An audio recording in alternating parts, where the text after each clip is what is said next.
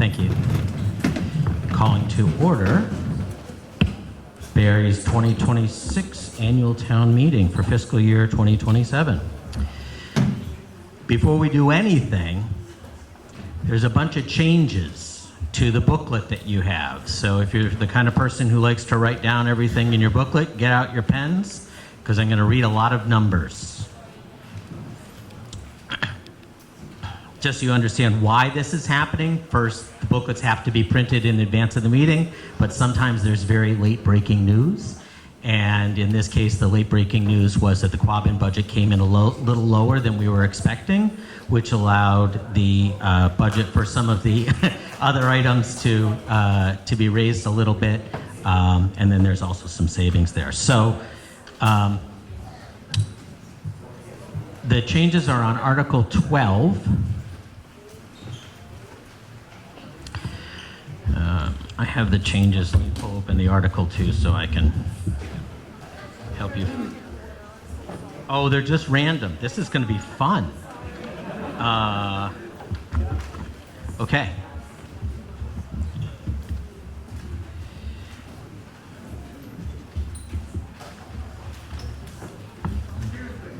Yes.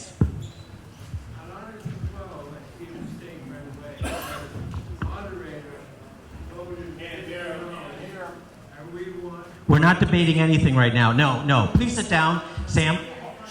Yeah, I know. Please sit down. All we're doing right now, because we don't have any article on the floor yet. All we're doing is making some typographical changes to Article 12. Can you help me figure out what from assessment negative 82,359 is changing? What line in the book? That's the amount that the Quabbin assessment was lowered by. Oh, okay, so that's not in the book. Okay, so historical expense is being changed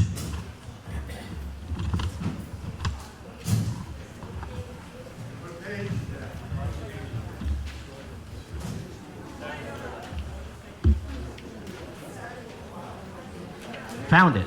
Okay, so on Article 12, on the second page of Article 12, you'll see Historical Commission. That was at 250. That's going up to 950. Oh. I know. Okay, we're not going to do this. What we're going to do is go through that at the time then, because if we had new numbers, that would be different, but that's not fun. Okay. So as you know, it is the 250th anniversary of the signing of the Declaration of Independence this year. And the reason that we had a Declaration of Independence from the King, a big part of that reason was this set of laws that they imposed upon our colony, which we called the Intolerable Acts. They didn't call them that. And there was a tax on tea. Maybe you cared, maybe you didn't.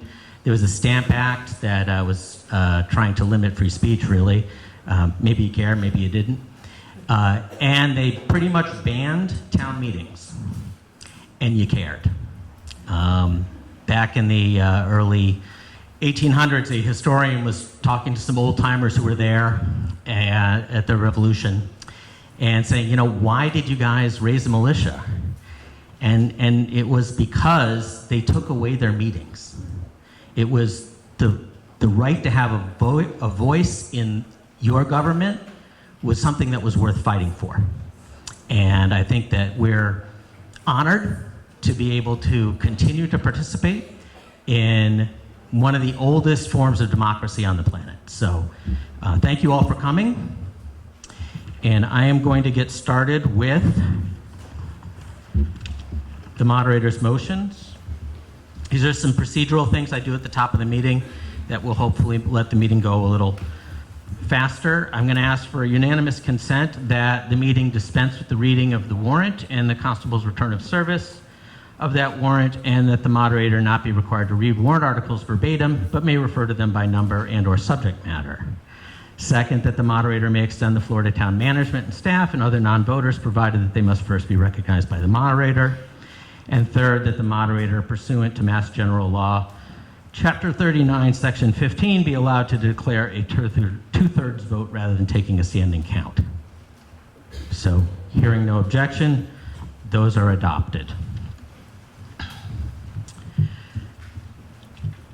Starting back in 2020, when town meeting was very interesting, we started using what's called a consent agenda, where we take a number of the articles that generally just sail through with no discussion and no questions, and we bundle them together and we vote on them at the beginning of the meeting to get them out of the way so that everything after that is nice and meaty. So I'm going to walk through the articles, and let's, for example, Article 1, reports from committee to see if the town will vote to accept, well, actually, I move that the town accept the written reports of the town departments for the calendar year of 2025. So if you thought that we needed to discuss that, you would yell out, hold. So we're going to practice that. Someone yell out, hold. There you go. So if you do that, then we're going to take that off the consent agenda, and then we'll deal with that article in its proper order. But if nobody says hold, then it's going to stay on the consent agenda, and we'll be able to vote all these guys through at the very end of me reading them all. So I'm just going to read the motions, not the articles. So that number 1 is on the consent agenda, and then you're going to skip ahead all the way to Article 10.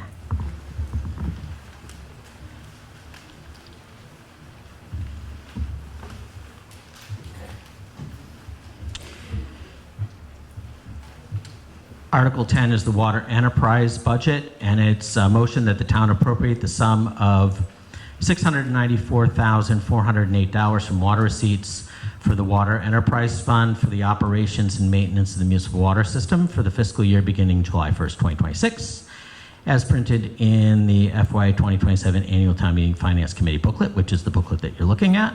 I am not going to read all of these numbers, but the numbers on the right are what you're voting on. So I'll give you a second to look at.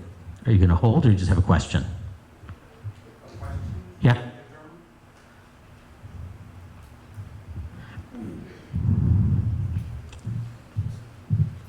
Matt Urban, Williamsville Road. Earlier in the pre-meeting, you mentioned there may have been a change to the purchase cost of a truck. Does that affect this budget line item? It does not. Okay, so then moving on, Article 11 is the sewer enterprise account, very similar thing. It's a motion that the town appropriate the sum of $1,149,334 for the sewer enterprise fund for the operation and maintenance of the municipal sewer system for the fiscal year beginning July 1st, 2026, as printed in the 2027 Annual Town Meeting Finance Committee booklet. And the numbers on the right column are what you're voting on. Give you a second, and then we can go forward to, oh, there's a hold on that? Okay, there's a hold on that. We're going to take that off the consent agenda.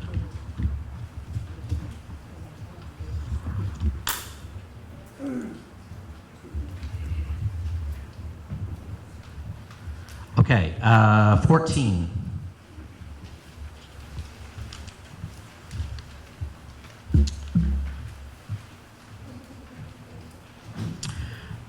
$14 is a motion that the town transfer the sum of $25,000 from the PEG Access and Cable Related Fund to operate the public educational government access and cable channels and pay related expenses. Okay. We're going to have a hold on that.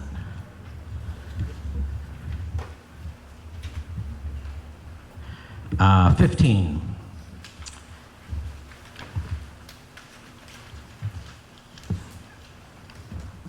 Is the revolving funds.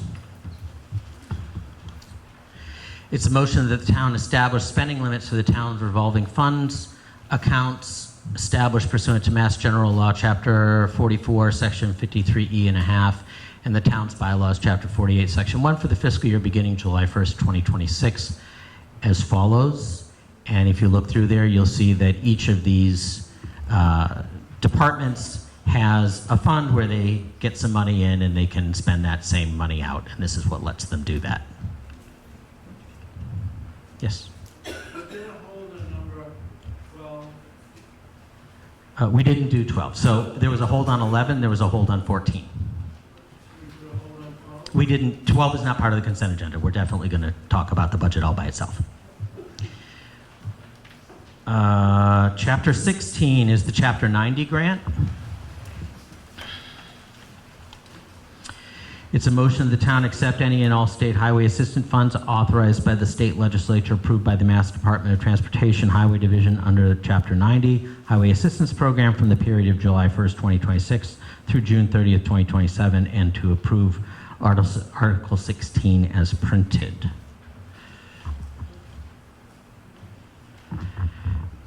Then we have Article 20.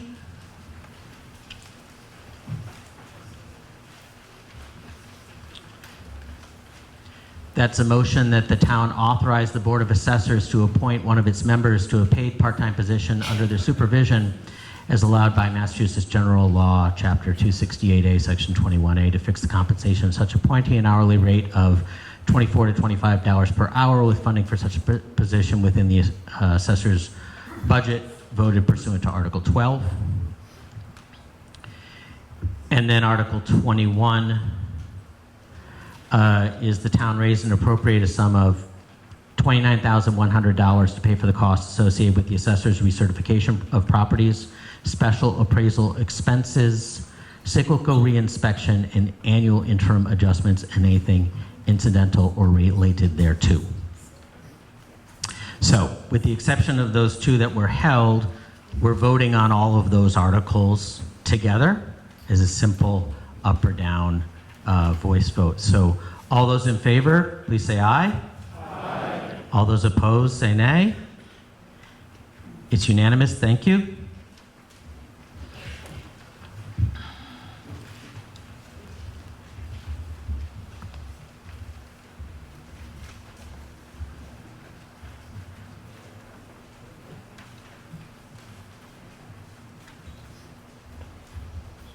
We'll deal with them when we get to Article 12. Ellen is adding up the numbers, so we'll be able to tell you how to edit your book when we get to Article 12.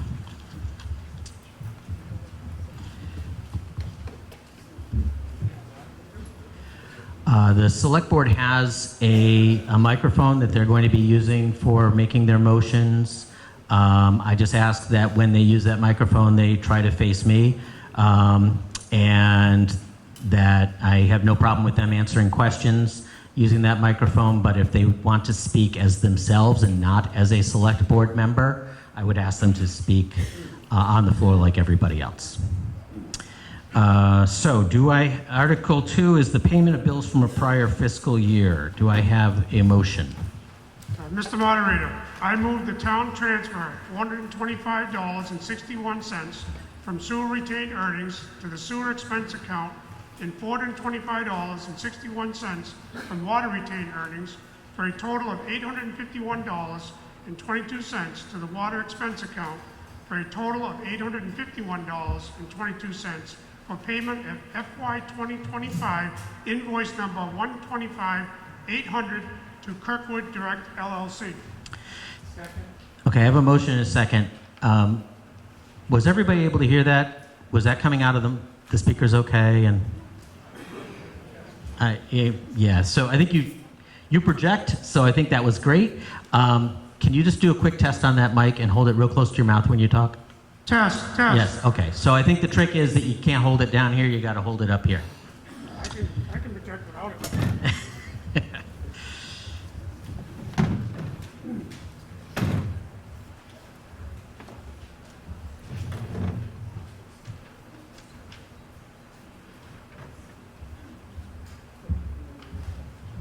I have a motion and a second. Is there any discussion on Article 2?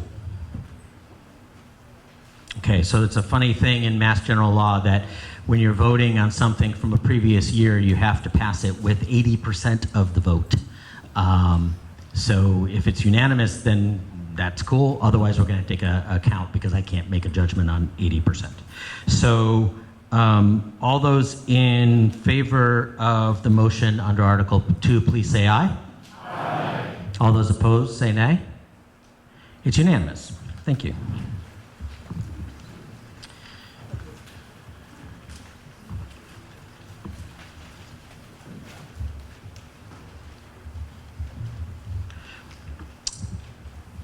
Article 3, FY20, oh, by the way, I'm not going to ask for recommendations from the Finance Committee or the Select Board because as committees, they were all in favor of everything. There was one article that one Finance Committee member dissented. He can tell you that when we get to it if he wants to, but you can just assume that they're both in favor. There were 2 articles that they voted on at their meeting tonight. Yes. Yes, so some of those happened just tonight, yeah.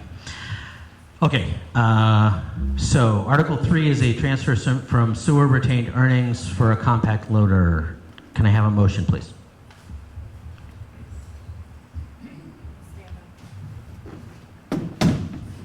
Mr. Moderator, I move the town transfer the sum of $75,775 from FY26 or 2026 sewer retained earnings to the replacement account to purchase and equip a compact loader and hydraulic boom, including all incidental or related cost.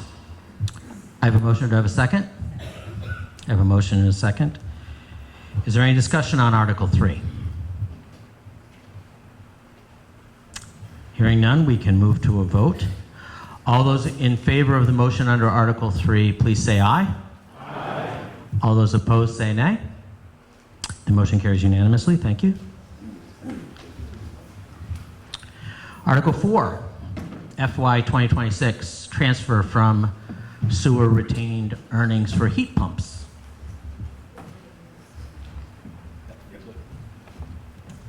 Now that I can make the microphone, be a green color, I can speak. Hopefully you can hear me.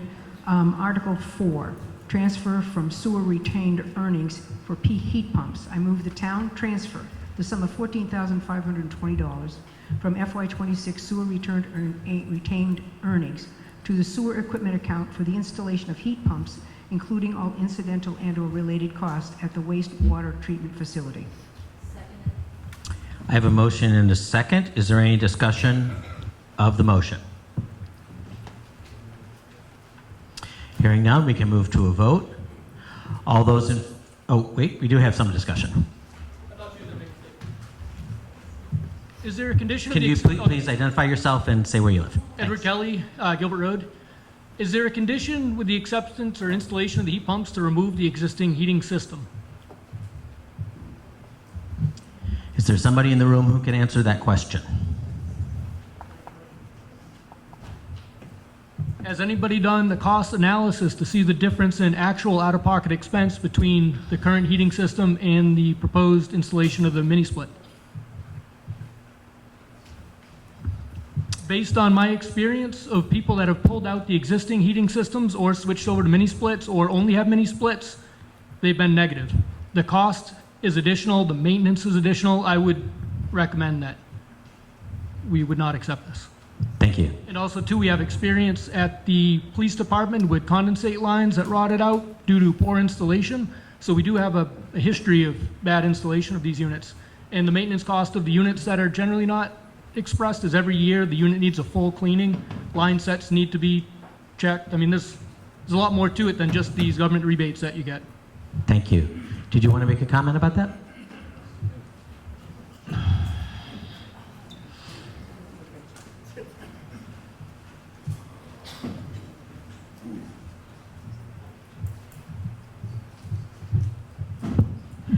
Matt LaPointe, Colebrook Road. So the Tom George, the chief operator at the wastewater treatment facility, couldn't be here tonight. He'd be able to speak more to the details of that. He did look at the cost savings and analysis of replacing the current system, the current air conditioning system with the heat pumps, and there was a benefit to it, but I'll be honest, I cannot speak to the exact details of what that is. Thank you. Any other discussion under Article 4? Yes.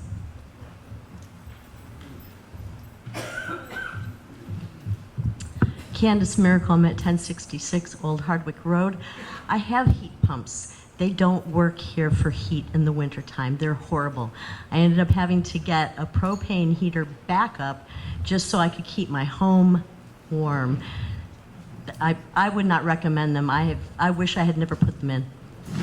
Thank you. Do you have a comment?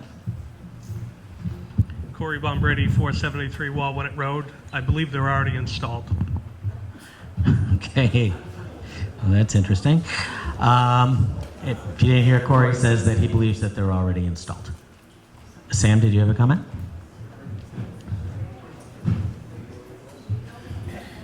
Sam Lipson, 110 West Street, Barre. If they are already installed, then I would hope that they wouldn't be, because we have to vote on it and approve it. That's the reason for this meeting. We would think that the old systems that are currently being used for heat in the wintertime should be retained. Otherwise, we're going to have the same problem that we're going to have at the Henry Woods building if Richard Stevens wants to speak about the efficiency in the wintertime. That would be very helpful, Richard. That would not be appropriate under this article. So Well, I think let's stick to... we should have a discussion. Thank you, Sam. I'm speaking. We should have a discussion because we've had discussions with the heat pumps that are going into the Henry Woods building. And Richard Stevens, being as educated he is in this area, is going to direct all of the employees not to use them in the wintertime below a certain number of degrees. And maybe Richard wants to speak about it. Thank you, Sam. Thank you. Is there any other discussion under this article? All those in favor of the motion, please say aye. Aye. All those opposed, please say nay. Nay. The ayes have it. The motion carries with a majority.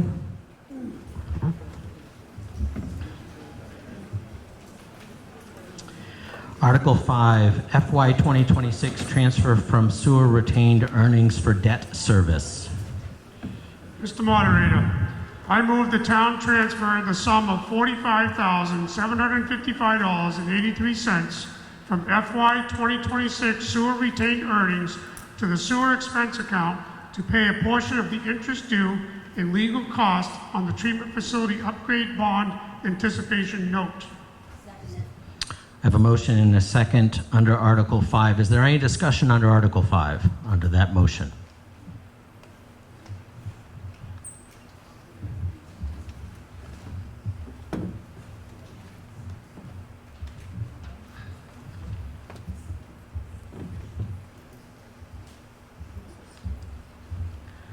Hearing none, we can move to a vote. All those in favor of the motion, please say aye. Aye. Those opposed, say nay. The motion carries unanimously. Thank you. Takes us to Article 6. A transfer from water retained earnings for a pickup truck.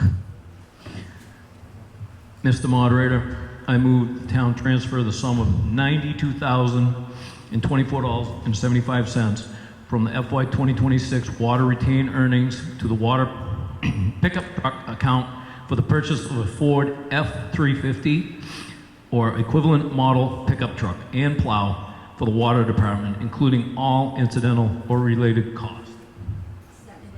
I have a motion and a second. I'm going to call everyone's attention to the fact that the motion was for a sum that is about $5,000 more than the number that was written in the warrant article.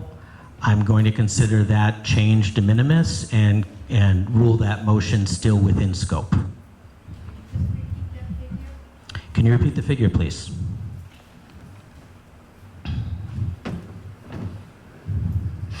Yes, the figure is $92,024.75. You're welcome. Is there any discussion of the motion on the floor? Please do not, everybody, I don't want anyone to ever speak from your chair. If you have something to say, you can be recognized. Step to the microphone. Sam Lipson, Barre, Mass. What's the difference between the values? Isn't that important? Or is this a free reign meeting that we put any numbers we want in? I'm a little disappointed at you, moderator, that you didn't comment on this. So I'd like to know. I just did, but okay. Does somebody want to explain why it went from 87 to 95? Thank you. David Craven, Chief Water Operator. So the difference in prices, when we got the original quote, it was quoted for 2026. And when we talked to the dealership last week, we can no longer order a 26. So the estimated up price on the new truck is 2027 is about $5,000 more. Thank you.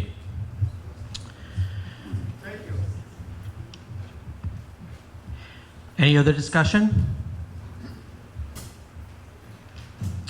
All those in favor of the motion under Article, wait, is it, sorry, what's happening? Yeah, sure. Yeah, so there's a point of order that I need people to speak up when you speak into the microphone. That's what you're saying? Yeah.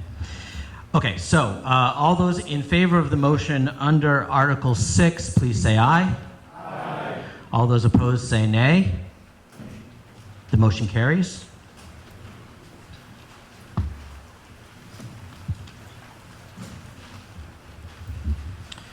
Article 7 is the FY 2026 funding of overlay. Do I have a motion? I move the town vote to transfer from general stabilization the sum of $82,000 to fund the FY 2026 overlay account. I have a motion and a second. I'm going to ask that the mover explain what an overlay account is.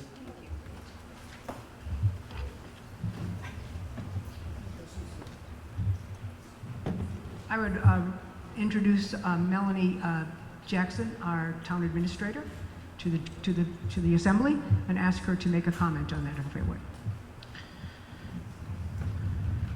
Melanie Jackson, Town Administrator.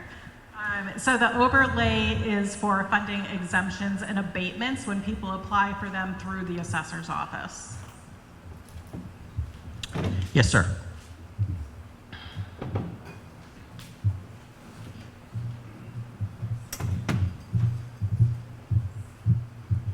Matt Urban, Williamsville Road.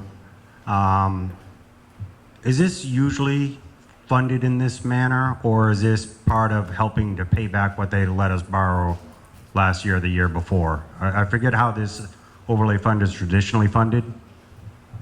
Can I get an answer to that question?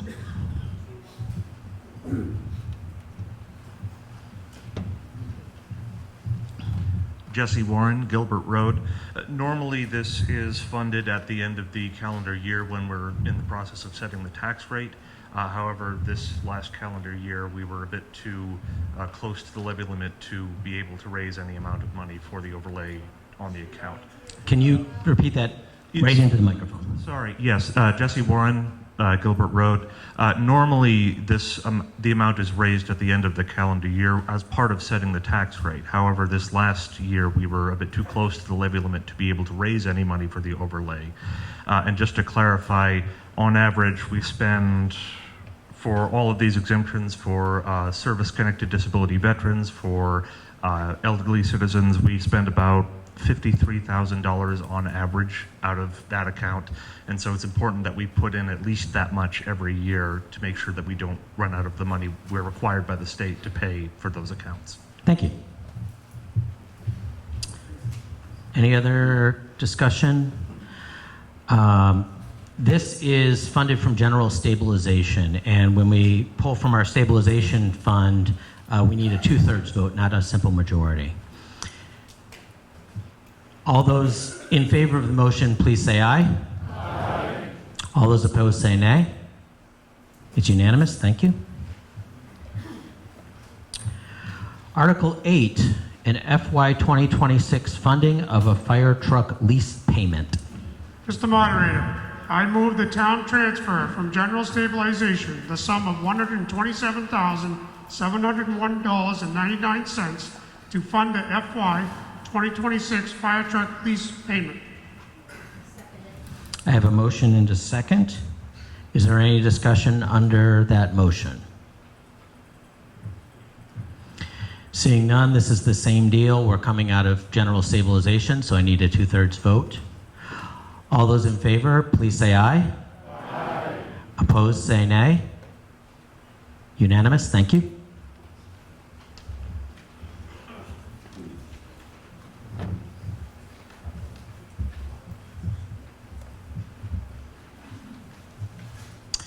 Brings us to Article 9, FY 2026, General Fund Budget Transfers, Snow and Ice.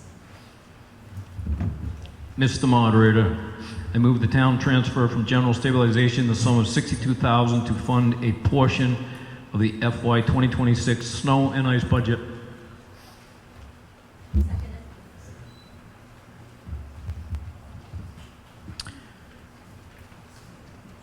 I have a motion and a second. So this is funding last year, 2026. Any discussion? Yes, sir.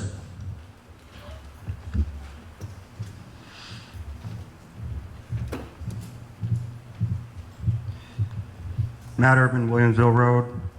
In the booklet, it mentions that, if I'm reading this correctly, despite this allocation, there still is a $371,000 deficit that we're counting on or planning on certain departments not meeting it, using all their money, and that'll allow money to be moved over at the end of year transfers.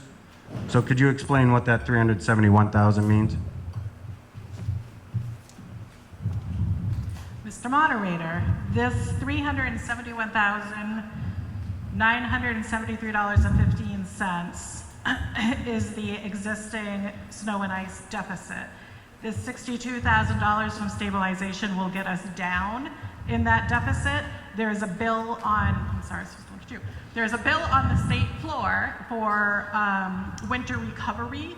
The total of the bill is $100 million. There will be $80 million if it passes, allocated to towns for winter recovery due to the snow and ice that we have this winter. $20 million of that will go to the hardest hit. With that in mind, we're hoping that that bill actually passes, which I've gotten positive feedback on, which will eat away at this $371,000. It's estimated about $258,000 will come to Barre. At the end of this fiscal year, as always, the accountants will also look to see if there is, as Mr. Urban said, there is funding to be able to transfer to get it down more. Thank you. Any other discussion under the motion on Article 9? Again, we're drawing from general stabilization, so I need a 2/3 vote. All those in favor, please say aye. Aye. Those opposed, say nay. It's unanimous. Thank you. Okay, Article 10 we already dealt with. Did we? Which are the ones that we pulled out?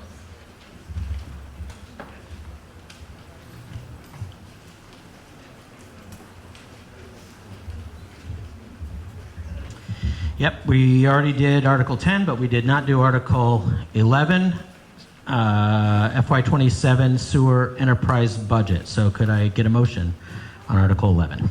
Mr. Moderator, I move the town appropriate the sum of $1,149,334 for the Sewer Enterprise Fund for the operations and maintenance of the municipal sewer system for the fiscal year beginning July 1, 2026, as printed in the FY 2027 Annual Town Meeting Finance Committee booklet. I have a motion and a second. Is there discussion? Yes.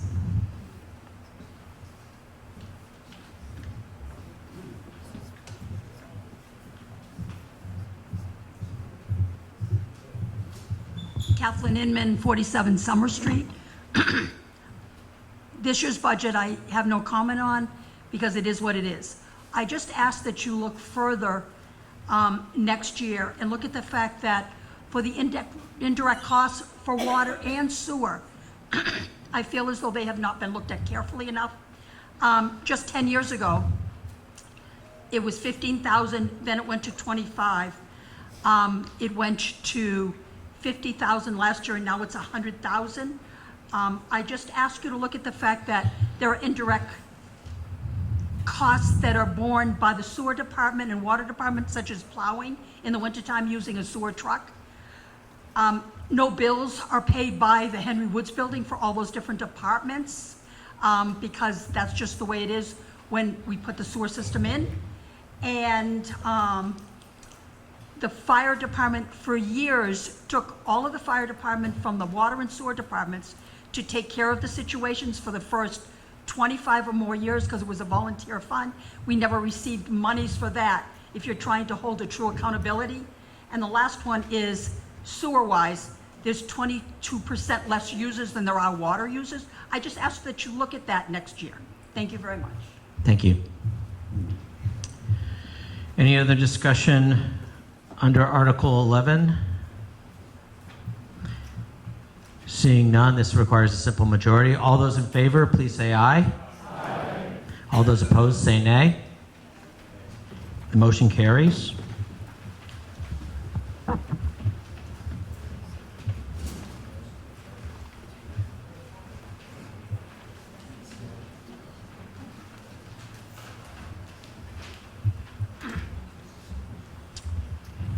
So I'm not going to make the mover read all these numbers to you because Ellen has gone to the trouble of doing the math for us.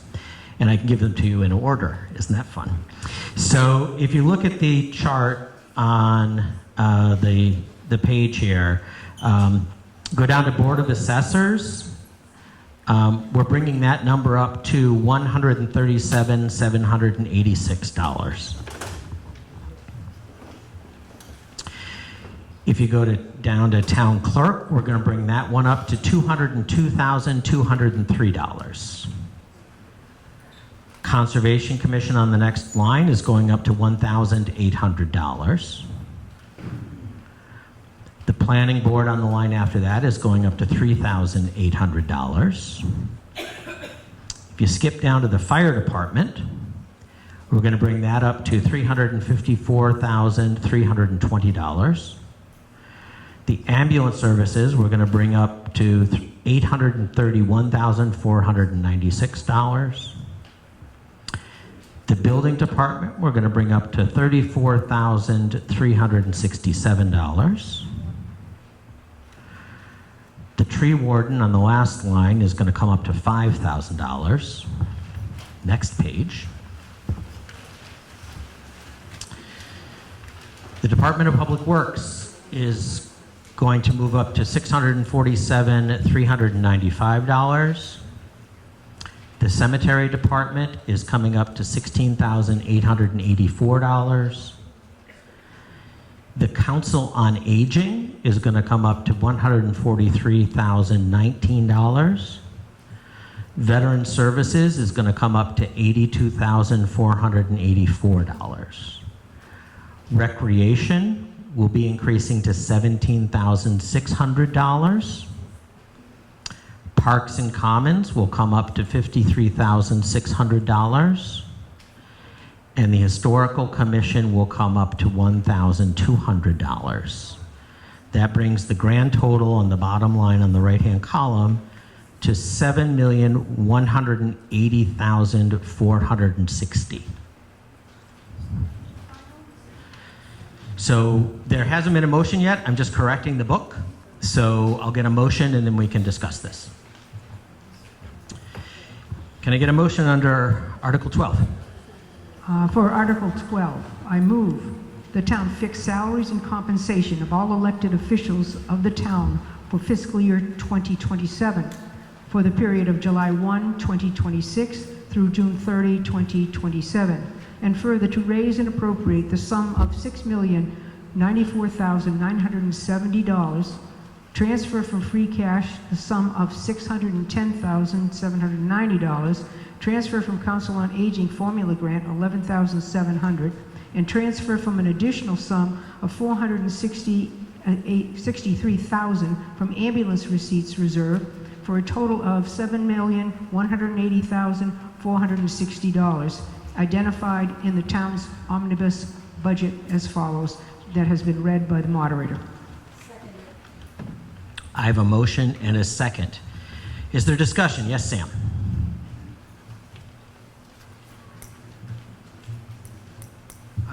Sam Lipson, 110 West Street. I'm not sure how a citizen can suggest that one of the line items be changed. Perhaps someone can direct me as to the process. I can give you guidance on that if you tell me what it is that you're trying to do. Yeah, I think that our moderator, even though sometimes he could be difficult, should be paid $100 instead of $50. And I don't know the process, but I'm sure someone can explain to me. So I could explain that process to you, and I appreciate the sentiment. You may sit down. So I will tell you that I have never once filled out the paperwork to get paid. So you can put as much money in that account as you want. I'm never going to see it. It always goes back to free cash next year. So, no, I don't need applause for that. I'm just lazy. So, and if we actually were going to take that as an amendment, I would have to step down for the discussion of that amendment, which would be a whole thing. So I'd ask you maybe not make an amendment like that. Thank you. Well said. Any other discussion? Excellent. Oh, is there somebody? Oh, yeah. I should always look to Matt.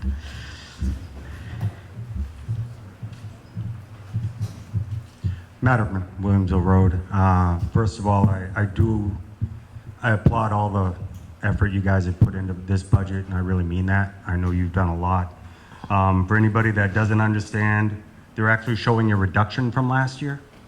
I mean, that's a significant. Well, I forgot to add in the 30,000 there, so the reduction is, you know, moderate, but it's still, that never happens.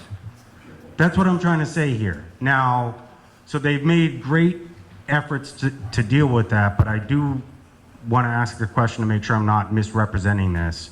My understanding is we still have some departments that aren't fully manned. We either don't have the money or we haven't found the right personnel for the money.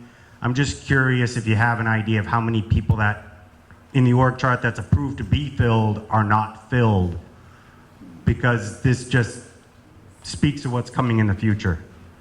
Because it isn't quite sustainable the way we're having to fund it and work through this. So if somebody could just speak to that piece of it. Thank you. Does anybody want to tackle that? How many open recs the town has?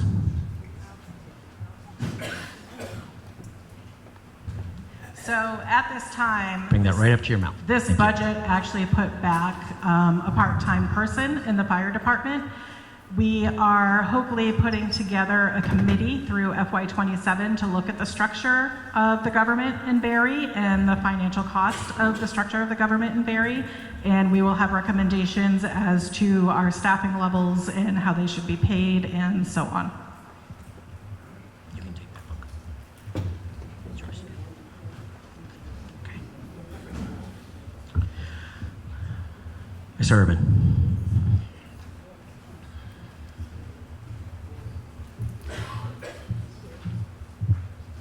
Do you know how many positions currently aren't filled?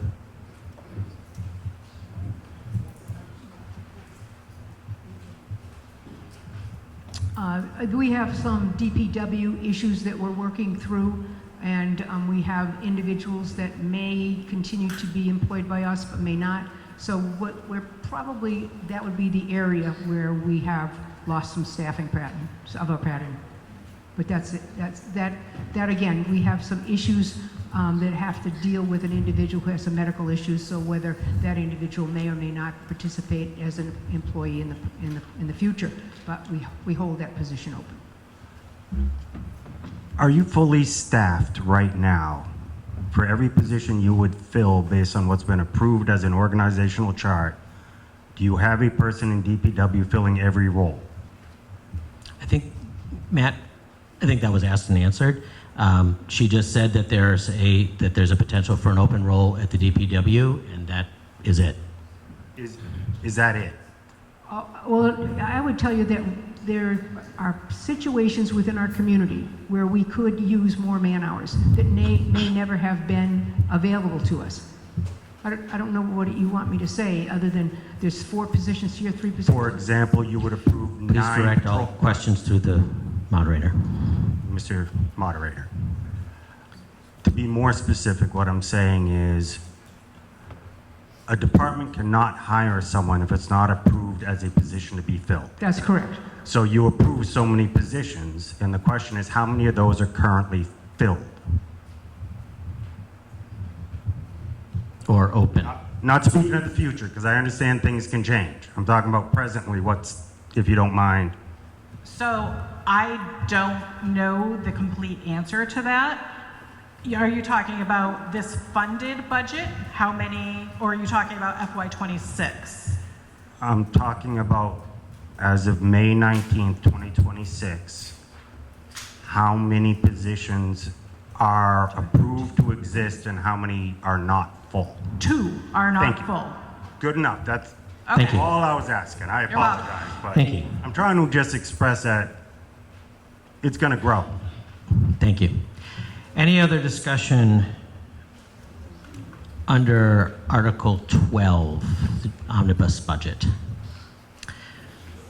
Seeing none? Again, this simple majority.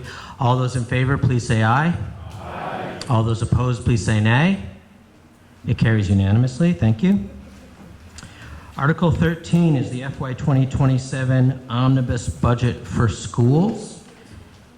And I'll tell you that there's going to be a slight difference in the motion that's made versus what's in the book. Mr. Moderator, I move the town raise and appropriate the sum of $8,818,000 to pay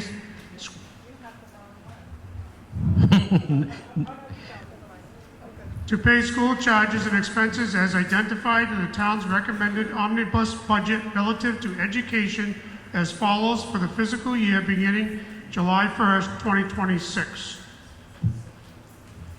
Can you repeat the number from the motion, please? $8,818,000. That's what I thought you Yeah, I think there's an error. I don't have a second on that. I'm not going to need an amendment. I'm just going to ask for a new motion. $8,818,000. It's $8,818,000. Yes. So it's 8 million and then just $818 way at the end and a whole bunch of zeros in the middle. Got it? 8000818. I have a motion and a second. Yeah, so that's a little bit lower than what was printed in the book. Is there any discussion under Article 13's motion? Yes, Mr. Lipson.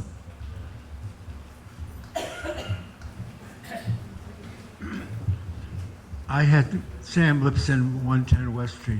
I had some very pleasant conversation with the folks at the... Please speak right into the microphone. I had some very pleasant conversation with the folks at Quabbin Regional School, and I understood that prior to this, the superintendent was going to speak and discuss some of the issues about going forward. And I thought that you were coming up when this was read, so I wanted to remind you.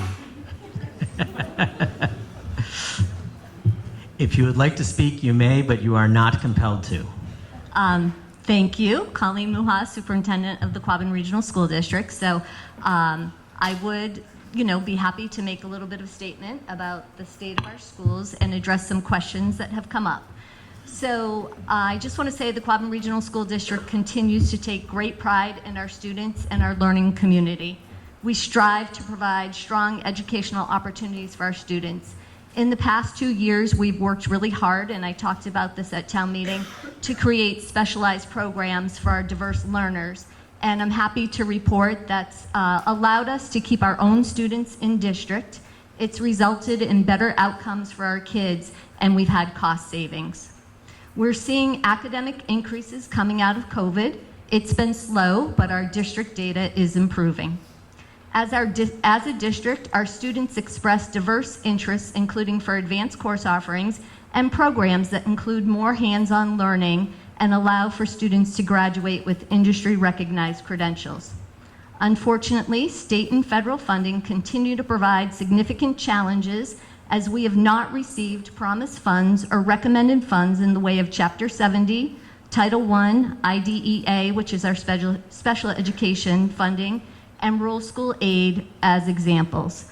Therefore, the fiscal 27 budget includes significant reductions in everything from supplies, materials, to staffing. The Quabbin Regional School District team has gone through and renegotiated contracts, interest rates with our vendors, our banks. In this budget proposal, there are 21 staffing positions that have been cut. From our first proposal to now, we have decreased by 3.5% or $1.5 million. We are doing everything we can because we understand that the towns are also facing challenges with their funding. I've been trying to write some articles in the Barre Gazette to preemptively try and answer some questions, but we've had a couple come up from Mr. Lipson in the Barre Taxpayers Association, so I'd love to be able to just talk about that a little bit. So one of the things that Sam asked us was sort of about we're seeing more of our students interested in vocational schooling, and how come Quabbin doesn't offer vocational schooling. So what we have an agreement and a partnership with Monty Tech that we're very thankful for, and in district we also have an agreement and a partnership with Pathfinder Regional Vocational Tech. When they offer specific programs, the school district, our school district, cannot offer those same programs. So instead, what we've done is we've started to build what we call our innovation pathway programs. We have them in manufacturing, we have them in business, and we have them in informational technology. Many of our classes, and I'm really excited to talk about this year, so thank you for asking, Sam, are now going to include more hands-on components like basic carpentry skills, sewing, things that we haven't offered to our students in a long time, and also things like cybersecurity and artificial intelligence that are moving at a fast pace that our students need to keep up with. We believe these will allow our students to graduate and go directly into the workforce if they so desire. I think that's all I have. Thank you. Yeah. Are there any other questions regarding or discussion? Yes, sir. Thank you. Mr. Dixon.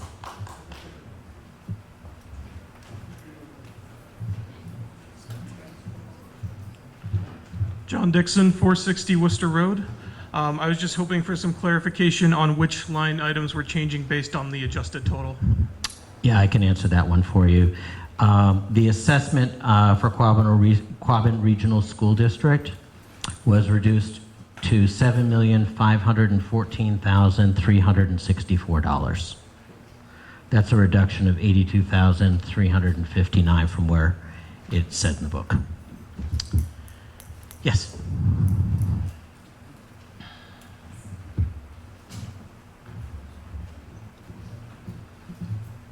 Speaker Jenkins, I am wondering if you could let us know how many students Monty Tech is taking this year, and how many students Pathfinder is, and how Pathfinder is funded.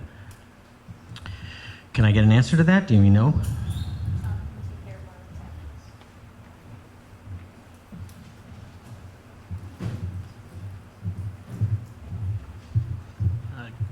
Good evening, everybody. I'm Tom Brown, Superintendent, and I request permission to speak to the town. Speak right into the mic.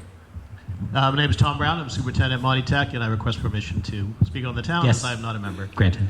All right. Barre currently has an enrollment of about 44 students at Monty Tech. We take in from Barre around 8 or 9 students a year, part of the freshman class. The way that works is our freshman class is usually about 355 to 365 students. We take all the students from our 18 cities and towns, we add those up, the school attending children, and whatever percentage of that is Barry's percentage, that's how many seats they get in the incoming freshman class. So that's how we do the enrollment. Thank you. Do we have an answer on Pathfinder? So Pathfinder in relation to Barre, we do not have any Barre students that have received approval to go to Pathfinder for the upcoming year. I think we may have a couple. I'm looking at the town because they would get the bill for that. But typically, Barre students go to Montechusett. But our students in Ocam, New Braintree, and Hardwick have the partnership with Pathfinder. Thank you. Any other discussion on the motion under Article 13? Seeing none, I'm going to move to a vote. This requires a simple majority. All those in favor, please say aye. Aye. All those opposed, say nay. The motion carries. Article 14, the PEG Access and Cable Related Fund. This was held from the consent agenda, so we're going to discuss it. Can I get a motion?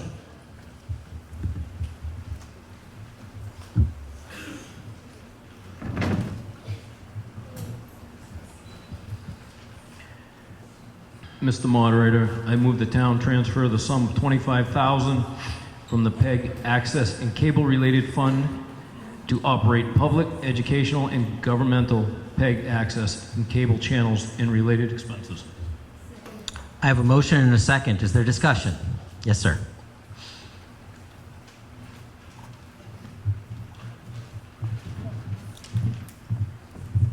Matt Urban, Williamsville Road.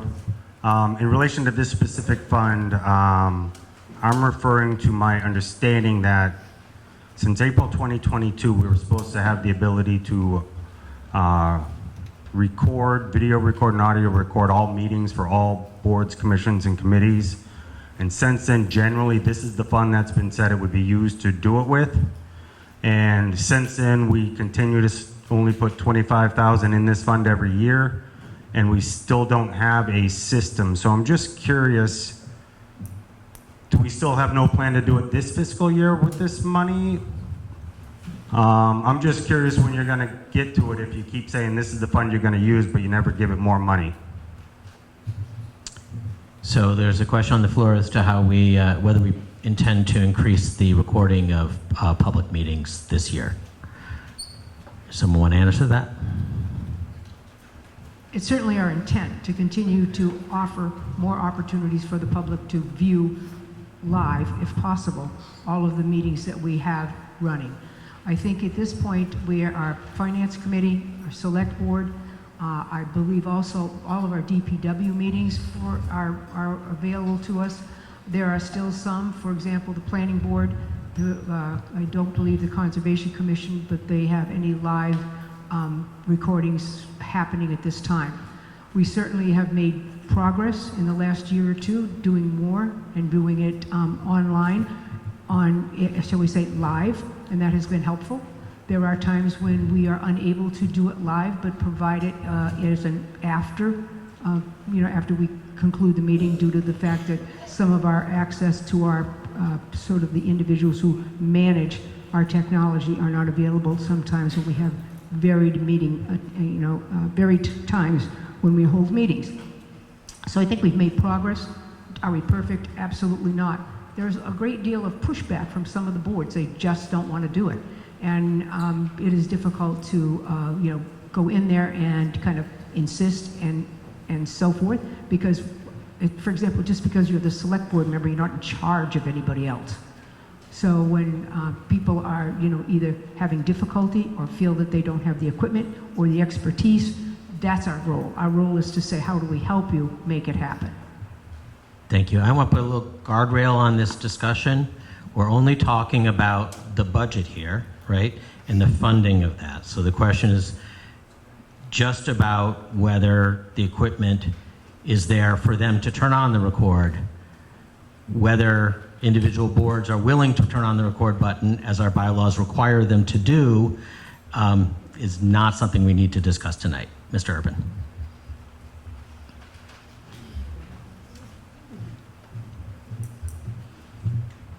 This is more specific to the proposed plan to add cameras on the third floor of Henry Woods building. If I'm correct, we also are having issues with live streaming even your current on the cable TV because we need to fix that equipment.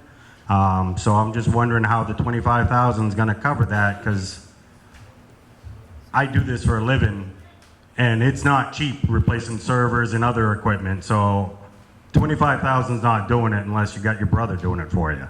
So if you could just give me an idea, is it in the works? Is there a plan, or why are we not looking to use these funds for that purpose now, knowing that we know those problems? Do you want to answer that? So I did not know that this was an issue and that it was something that was in the works, so thank you for bringing it to my attention, and I will work on it through the next fiscal year. Thank you. Any other discussion on the motion under Article 14? Requires a simple majority. All those in favor, please say aye. Aye. All those opposed, say nay. It's unanimous. Thank you. We dealt with Article 15 under the consent agenda. We dealt with Article 16 under the consent agenda. That brings us to Article 17, which is the local option meals tax. Do I have a motion? Mr. Moderator, I move the town accept the provisions of Massachusetts General Laws, Chapter 64L, Section 2, so as to impose a local sales tax upon the sale of restaurant meals originating within the town by a vendor at a rate of 0.075% of the gross receipts of the vendor from the sale of the restaurant meals. I have a motion and a second. Is there any discussion of the local options meals tax? Yes, sir.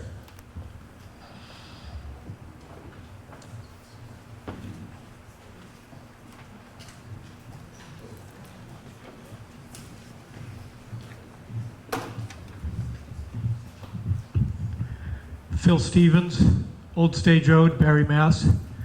This is getting to be a little bit like Groundhog Day. Quoting Maureen Marshall 3 years ago, let's run it up the flagpole and see what everybody wants to do.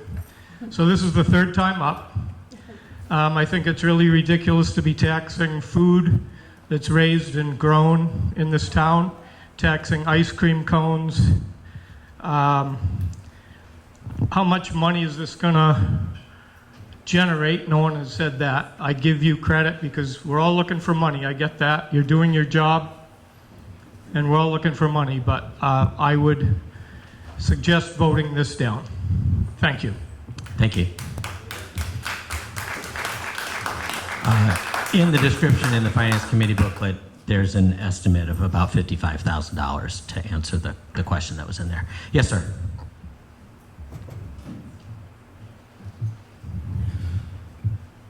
Dan Anderson, Walnut Road. I just want to, again, point out that we've already voted this down twice. So I guess my question is, why would it be proposed for a third year in a row? Thank you. Yeah, so as a matter of law, they certainly can. There's restrictions on some things like zoning, but they can do that. As to why they did that, do we have an answer to that? Well, I would just simply say every time you drive out of Barre and eat somewhere else, you're paying this tax to somebody else. Every time anybody drives into our community to have a meal or an ice cream cone or whatever, they do not pay this tax. I would tell you that it's very difficult to put this budget together and to make certain that the services that you deserve and that I know you need, that we can fund them. And you know, when I go to Hardwick and I have a meal, I do not even think about the fact that if I spent $100, and that would be a big meal for me, it would be 75 cents.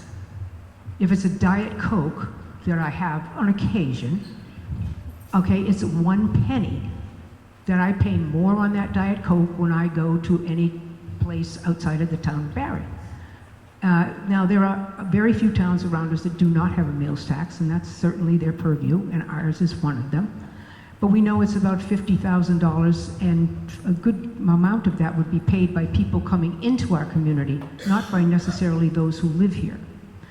That money, $50,000, seems, I know, probably like petty cash to you.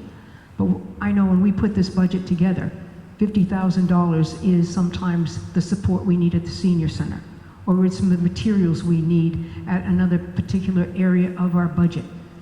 When it's snowing and raining and all of that, and we're trying to fix the roads, and we're in deficit, trust me, $50,000, that is paid a little bit here and a little bit there, and some of it by you. And Phil, I would never be the neighbor who would, say anything negative about your work and your work ethic and what you've accomplished. I've known you for a long time. You and I rode around the Spartan race last year. Sad, but we were riding. I wasn't doing it. So I would just say, should we just leave it? Because it's every year there's a different crowd here who have the opportunity to think about, I want that $50,000. It's not just always you or me or whomever. We have varied people, varied audiences, and maybe someday somebody would say, yeah, I'm sick of paying it in Hardwick and we get nothing for Barre. Maybe that'll never pass here, and that's okay, but I think it's my obligation to say there is this option for us before we do not do something that is in the best interest of the community because we don't have the $50,000 to say this is a way we could fund it. Obviously, it is your choice.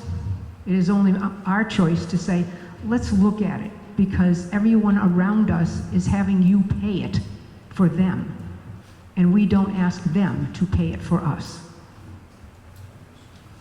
Thank you.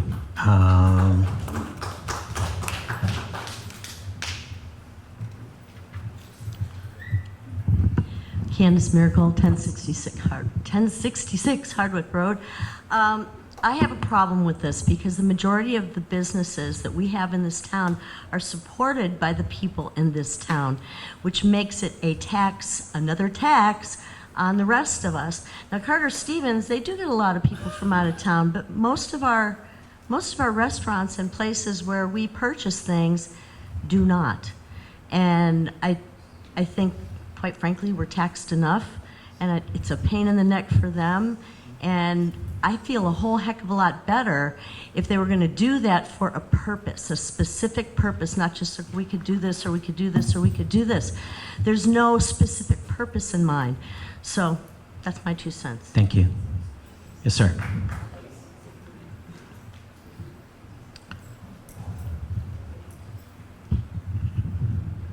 Timothy Woodward, 45 Root Road in Barre. Yeah, I remember 3 years ago, Maureen, when this was brought up, and I thought you made a very good argument. I don't necessarily like increased taxes, but on a $100 tab, you're paying less than an additional buck, okay?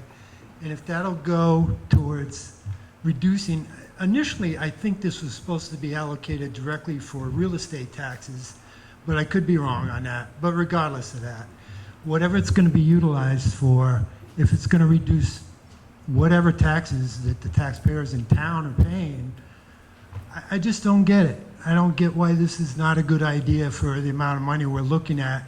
And it's, you don't have to make that decision if you don't want to pay the extra dollar, or whatever, but reduce taxes, it's the first time I've heard that mentioned in a long, long time. And if it's a small effort, maybe it'll rise to something larger down the road. I don't know. I like the idea. I like Maureen's argument. I don't know why this doesn't pass, but you never know. Thank you. Thank you. Mr. Ribretti.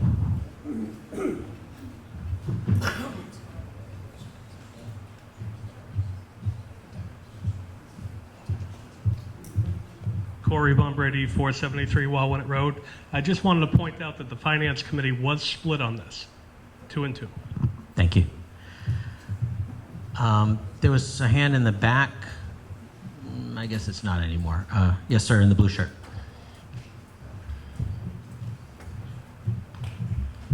Jesse Warren, Gilbert Road. I just want to clarify a couple of data points on this with some questions.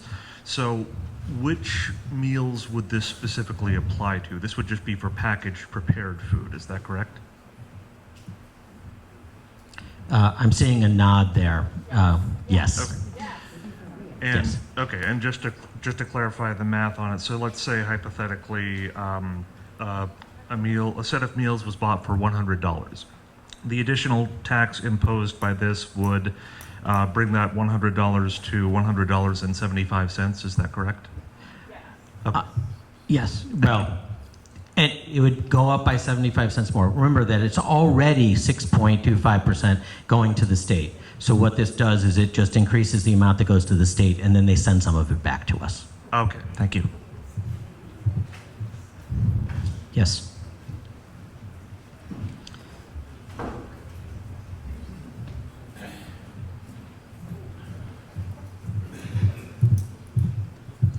Kathleen Inman, 47 Summer Street in Barre.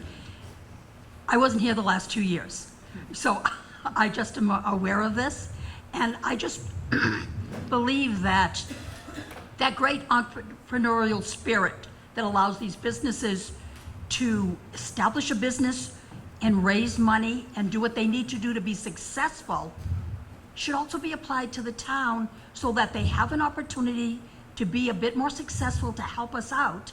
And possibly that $55,000 could help pay for some police, for some fire, for somebody who works in the administrative office to help us all out. And it just seems that it's a go for the town. And I went to Ware, got an iced tea, and I paid 2 extra cents. That's okay with me, so long as we're trying to make things work and move things forward. Thank you. Thank you. Mr. Lipson.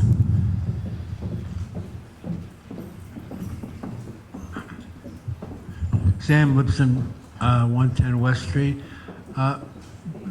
This discussions about taxing meals and rooms, et cetera, have been gone through for years.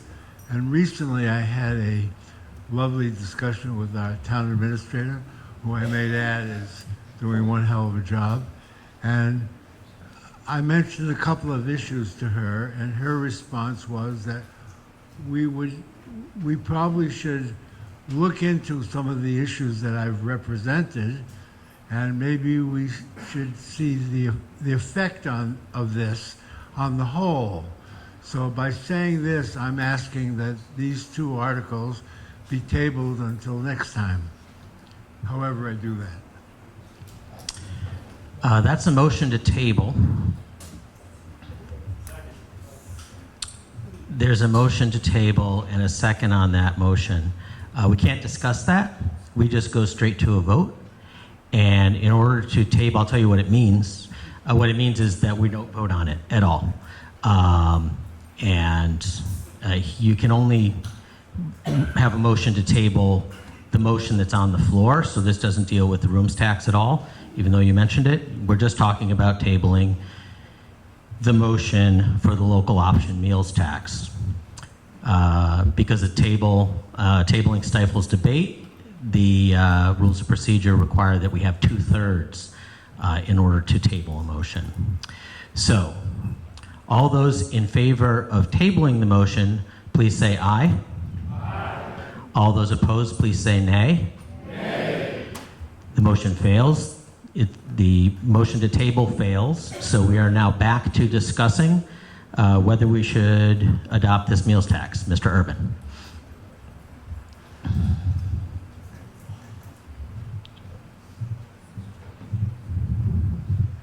Matt Urban, Williamsville Road. I understand the whole concept. It's just pennies. What's pennies? But it's not even just that. You get that extra 0.75% taken by the state. They don't give you 0.75% back. They keep their administrative fee. There's a processing fee, is there not? So the question on the floor is whether there's a processing fee, and the answer from our town administrator is that no, there is not. And then secondly, for me, this is just an arm of the state pretty much is saying we can increase the sales tax without actually letting you know we increase the sales tax. We'll let each local community do it. So it's the same thing. It's a tax. It doesn't matter if it's local, state, or federal. It's a tax. It's another increase.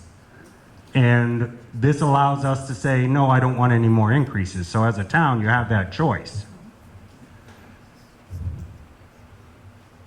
I personally am not up for this particular type, and I would like some clarification on the Mass General Law reference, because it does speak to the ability to impose the 0.75, but does it mean it's limited to 0.75, or can the state increase that at any time and this automatically increases with it?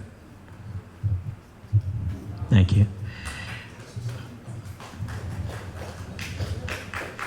Do we have an answer for that question? We do indeed. So this is a local option voted by the town. The state cannot then change what was voted by the town. So 0.75% is what's voted, that's what's taken. Thank you. Okay, I'm going to go to a vote on this. This requires a simple majority. Do you have something new to say? I guess we're not going to a vote. Mr. LaRue.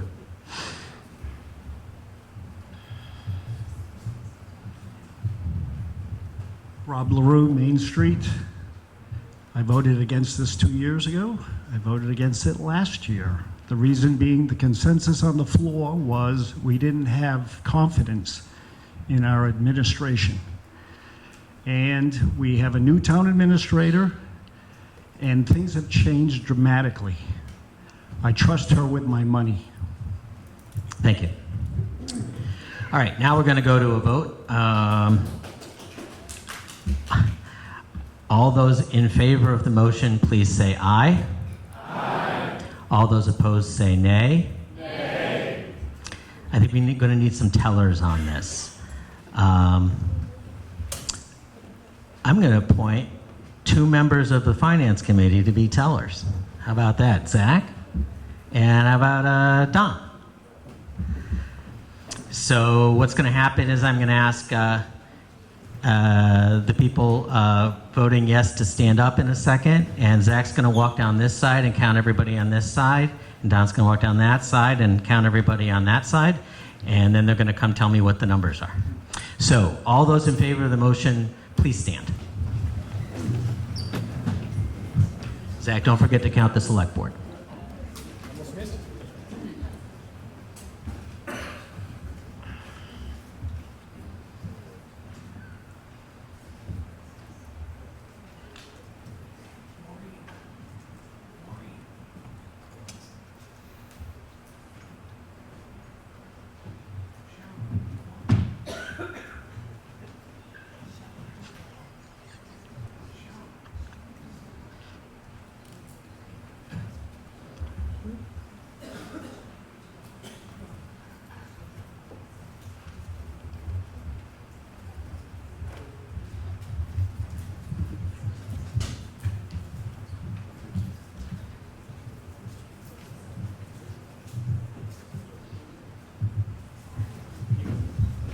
You may be seated. Everybody opposed to the motion, please stand. You guys aren't done yet.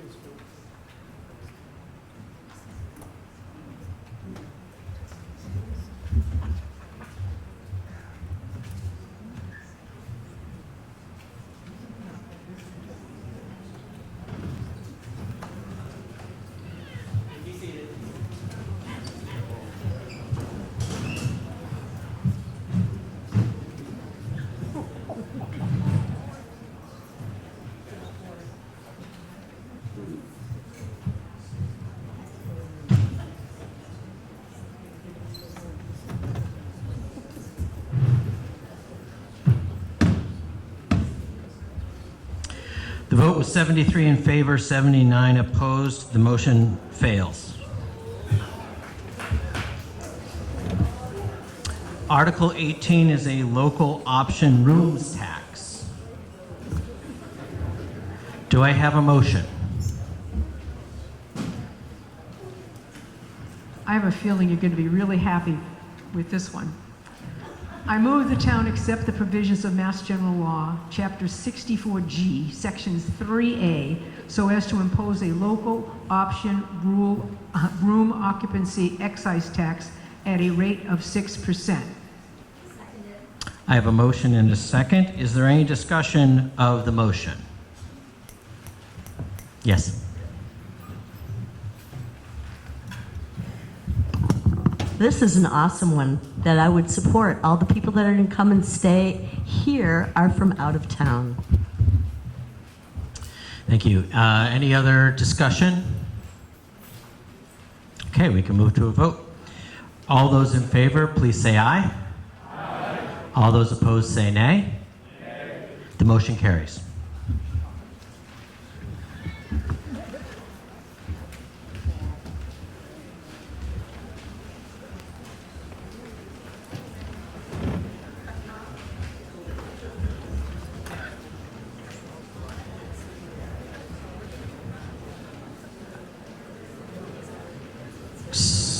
So that brings us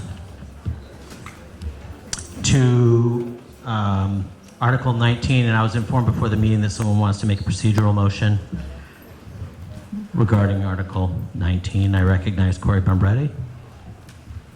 Corey Bombrady, 473 Walnut Road. I'd like to make a motion that we put this after Article 24. The reason why the motions are going to run high in the room, and I don't want the truck vote to go one way or the other because of it. So there's a motion on the floor to simply change the order and deal with Article 19 after Article 24. Is there any discussion about that? He said that he's just concerned that emotions are going to run high. Oh, good question. Do I have a second on that motion? Okay, now there's a second. Thank you. He said that he just thinks that emotions are going to run high on this, and he wants to deal with our town's business before we get to that. So that's his reasoning. No discussion. Changing the order is a simple majority. So all those in favor of the motion to move Article 19 to be dealt with after Article 24, please say aye. Aye. All those opposed say nay. Nay. Let's do it by hands. All those in favor of moving Article 19 to be after Article 24, please raise your hands.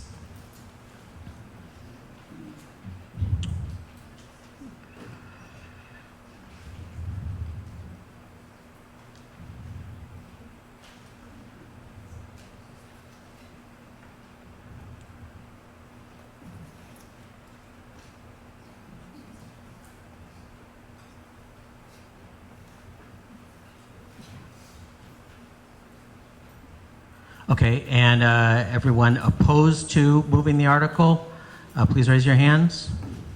Okay, the motion carries. So we will deal with Article 19 after Article 24.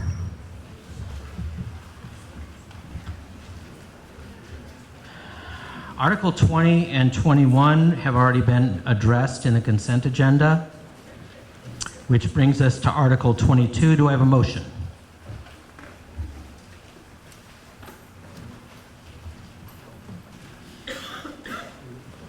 Mr. Moderator, I move the town accept Massachusetts General Law, Chapter 59, Section 5, Clause 22G, thereby protecting eligible veterans' property tax exemptions.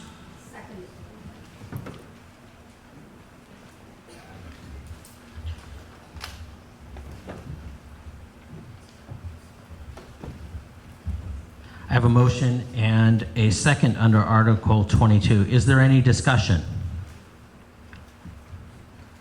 Seeing none, we can go straight to a vote. It just requires a simple majority. All those in favor, please say aye. Aye. All those opposed, please say nay. It's unanimous. Thank you.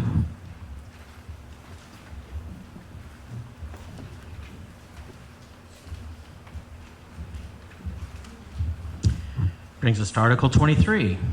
Department of Public Works, authorize the purchase of a plow.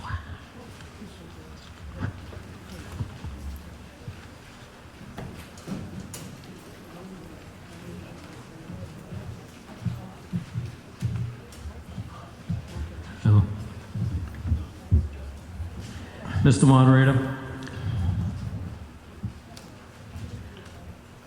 I move the town transfer from free cash the sum of $9,140 to purchase a plow to outfit existing trucks at the DPW. I have a motion and a second. This is just to buy a plow, not a whole truck. Is there any discussion? All those in favor, please say aye. Aye. Opposed, say nay. It's unanimous. Thank you.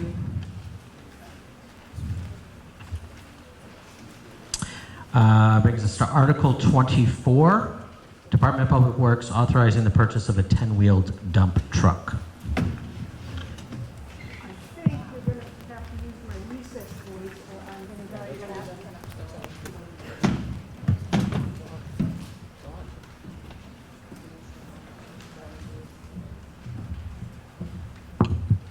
Article 24, I move the town vote to appropriate the sum of $450,000 to purchase and equip a new 10-wheeled dump truck with full plow assembly and sander body for the Department of Public Works, including all other incidental and related costs. Said funds to be expended under the direction of the Select Board, and to meet this appropriation, the Treasurer, with the approval of the Select Board, to authorize to borrow said sum pursuant to the provisions of Mass General Laws, Chapters 44, Section 7, as amended, or any other enabling authority, and to issue bonds and notes of the town, therefore provided, however, that the appropriation authorized by this vote shall not take effect unless and until the town votes to exempt this from limitations of total taxes imposed by Mass General Law, Chapters 59, Section 21C, Proposition 2.5, the amounts required to pay the principal of and the interest on any borrow authorized under this vote. I have a motion and a second. Is there discussion? Mr. Lipson.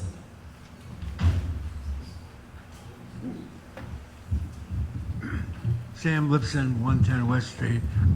I understand the words that Maureen used, but I think we should get a little bit more clarity as to where some of the money is coming from, and I'm not necessarily saying we need more discussion, but I think we need to have clarity because the sum is significant. Thank you. I'm happy to clarify what the motion means. The town would like to borrow from the bond market $450,000 to pay for a truck. That would, if we just went off and did that, it would put us over the levy limit. So the town is making that borrowing contingent on us having an election a little later in the year, where the town would vote on whether to authorize that expenditure under Prop 2.5. It's called a Prop 2.5 debt exclusion.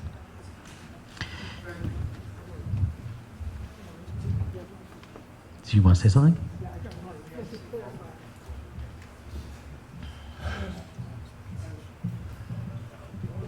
Part of Proposition 2.5 that we're talking about on this particular expenditure would be a debt exclusion for a capital item. It would not raise your levy capacity. In other words, it's not going to add to your tax rate forever. It would be an amount of money paid to a bond for a truck that would be probably an annual payment that would be negotiated with, I would suspect, our treasurer and town administrator with the bond market. So once the truck was paid off, there would be a lesser, amount being paid for debt in the town. The reason we're interested in trying to move this truck along at this point is we're in desperate need of providing safe, vehicles for the people who work in the DPW department. What we own now, you shouldn't be driving, period. So that being said, the most important thing is we have spent a good deal of time with the Budget and Finance Committee and so forth to talk about what debt do we currently have that will be coming off because we're going Can you move a little closer to the mic? that we're going to finish paying for something. For example, the building that you are in has a bond on it that was debt excluded some years ago for a new roof and new windows. That once that comes off the tax rate, this truck will be just about coming on. Also, what we call the Common project, when the Common was reimagined, and we didn't just do crisscrosses, we kind of roll around the Common now. Some of you don't even remember that that's different, but it's very different. So that Common project was somewhat grant funded, but also there was a debt exclusion. That too is coming off of our debt. So it is the time now when it's coming off to add this truck so that we can provide the kind of equipment that is necessary for the DPW. I know our DPW superintendent is here for further comment, and I know Rich has a lot to say about the trucks that we own at this present time and the ones that really need to be replaced. Thank you. Is there any other discussion under the article? Yes, sir.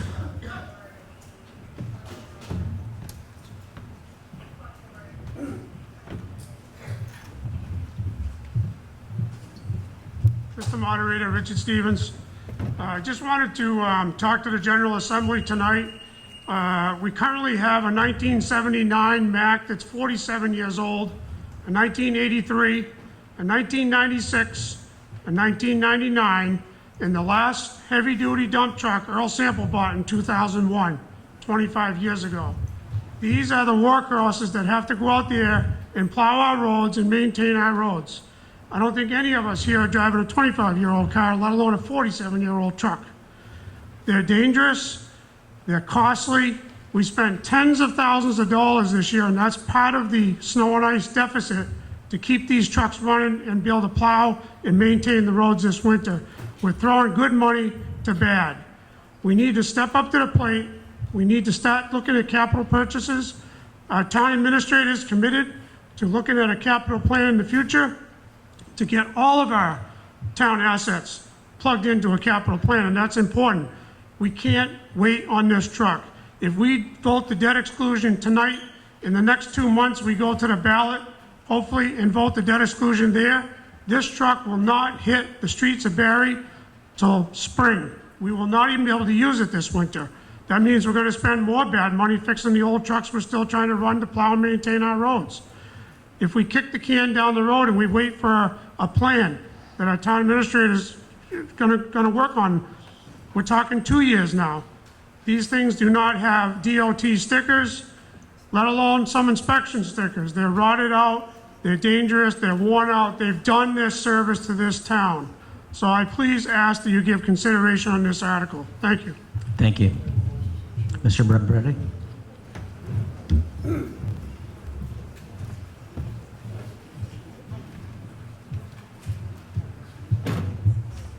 Corey Bombredi, 473 Walnut Road.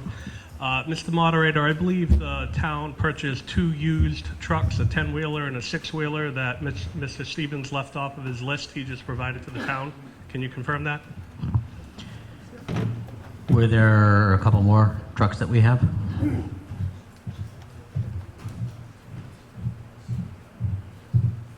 Yeah, the answer to that is correct. Last fall, we bought, using Chapter 90 state road money, a used 10-wheeler and a used 6-wheel dump truck that are 10 years old. And even though we bought them, they're used, they've already serviced another community for 10 years before we bought them, and we blew hydraulic hoses and we had complications with them as well. They're already served 10 years before we bought them. Thank you. Do you have a follow-up? So, Mr. Moderator, I'm not saying that we don't need new equipment. We definitely do at some point, but with Melanie Jackson here and confidence building in our financial department, why don't we put together a capital improvement plan before we start purchasing $450,000 trucks, debt excluding it, going to the ballot, wasting another $10,000 on an election that might fail, that we shouldn't have to. Thank you. Yes, sir.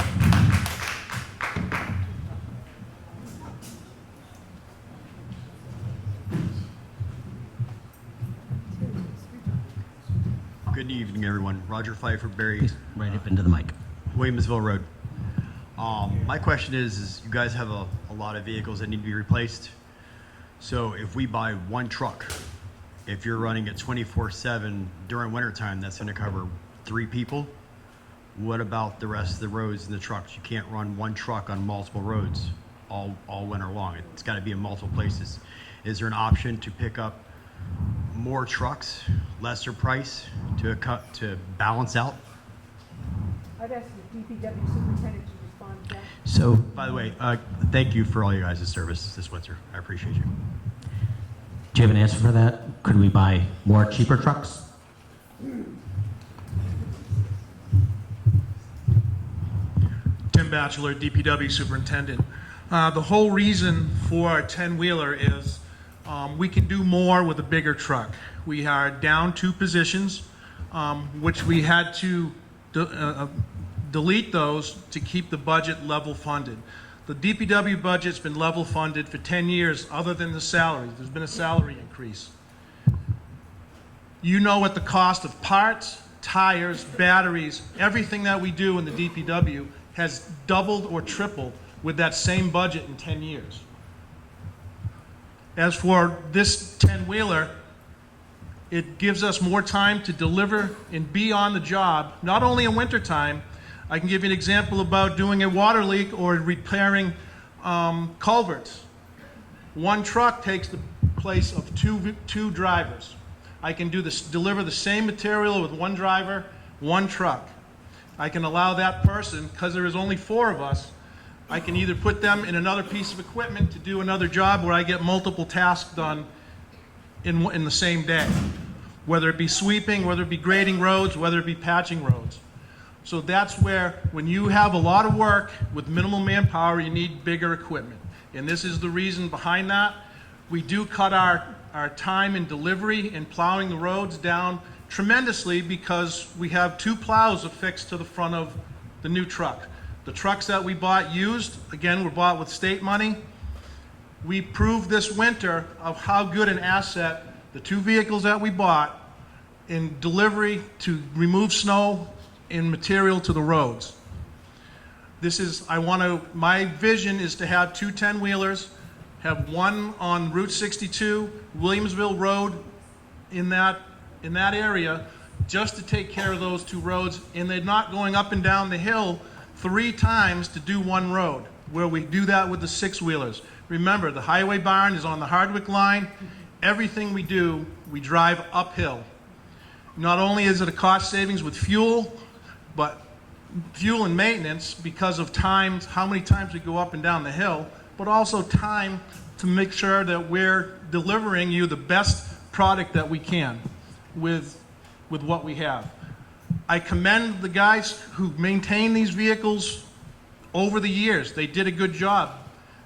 They're still running, barely, but there's a time when it's time to give it up. Like Mr. Stevens said, how many of you are driving 25-year-old cars or trucks?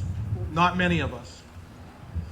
You know, this is my recommendation, trying to be proactive, to do the best thing for the town, for us to give you, and I think about safety for my guys.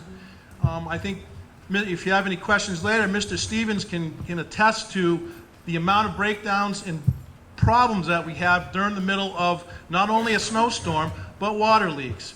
You know, we're not trying to add more trucks to the fleet. This 10-wheeler would replace a truck that would take it out of service. We have a yellow 10-wheeler that we didn't use this winter because we need to put so much money into it. I refuse to spend money on a 2007 vehicle where it's complete rotted frame. It needs a complete brake job for $20,000 to $25,000.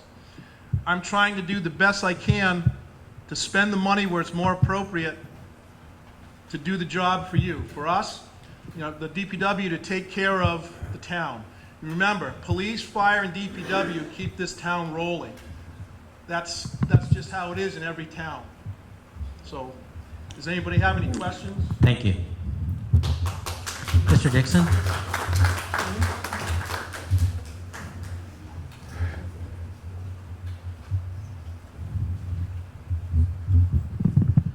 John Dixon, 460 Worcester Road. Earlier tonight, we saw the price of a different truck go up $5,000 because it was a different year. I know in years past, we've also seen prices of fire trucks go up dramatically with changes to emission standards and other safety standards. Is there any reason to believe that the price of this truck would go down if we waited a year and pushed this off? I'm going to guess that was a rhetorical question. I don't mind a real answer. Okay.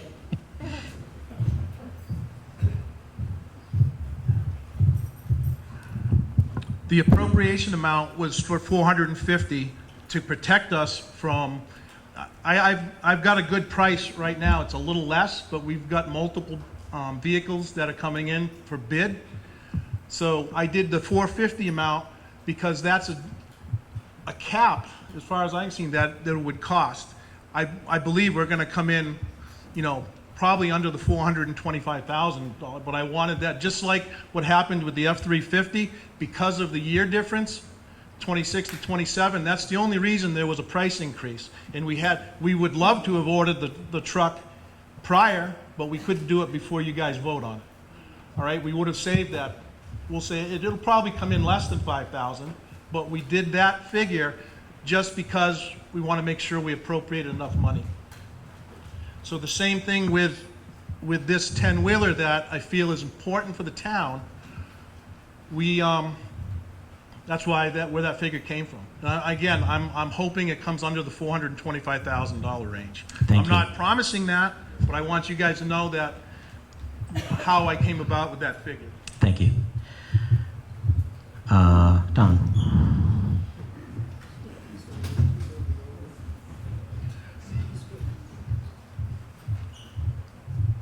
Don Markowski, Peach Street. Am I correct from our finance meeting that there's approximately $350,000 coming off debt exclusion, and the $450,000 would actually mean a net $100,000 in debt exclusion? So we're not adding a whole $450,000 to town debt. We'd be adding approximately a net $100,000. That is correct? Yes. Thank you. Mr. Urban.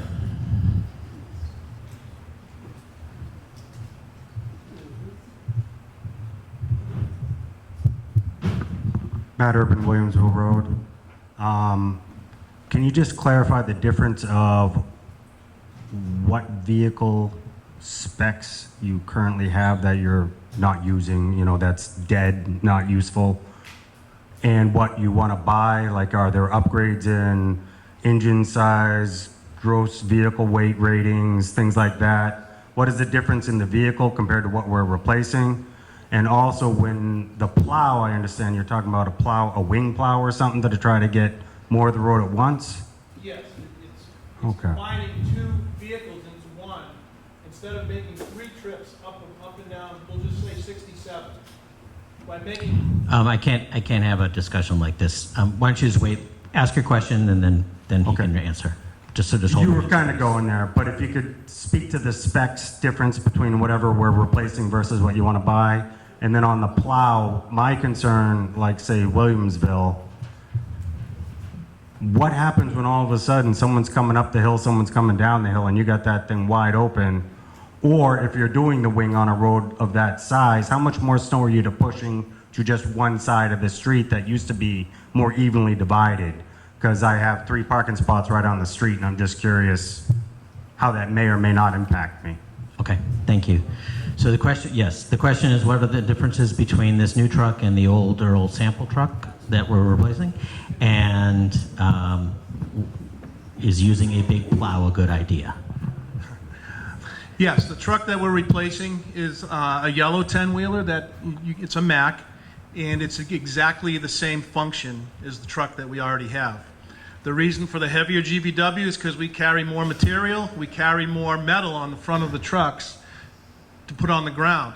As for plowing, whether it's got a wing plow or not, it still plows. You still plow the road the same way. It's the same width. There's no difference.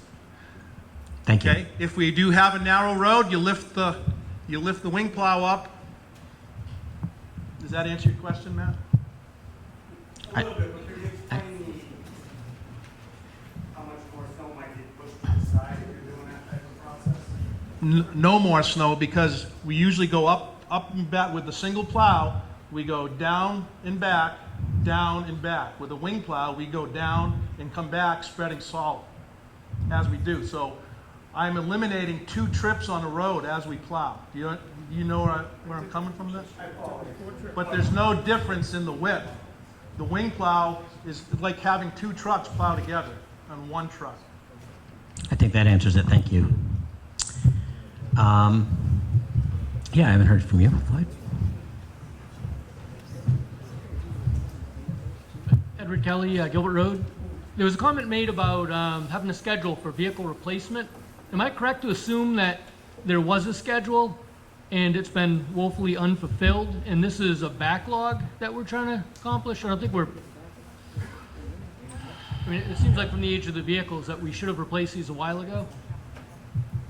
Yeah, I think we get an answer to that.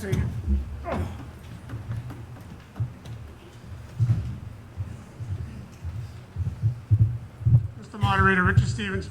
There has been no capital plan in the town of Barre. The town administrator is committed this next year to work on a capital plan because it's important that we have a capital plan to get all our assets on a spreadsheet, figure out the age, the availability, what the needs are, and when the replacement date is. It's so critical to have that knowledge and information across the board for all town assets. Are we behind purchasing? Absolutely. Previous DPWs bought pickups and 1-tons. Earl Sample was the last DPW director to buy a brand-new dump truck in this town in 2001. Thank you. I think we've covered. Do you have something new to say? Yeah? Okay.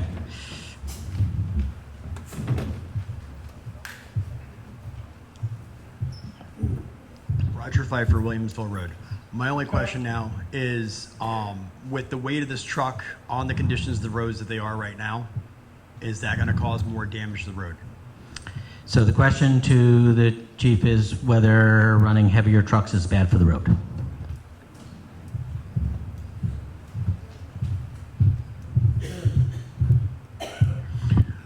With a 10-wheel dump truck, the weight is dispersed out through four sets of tires.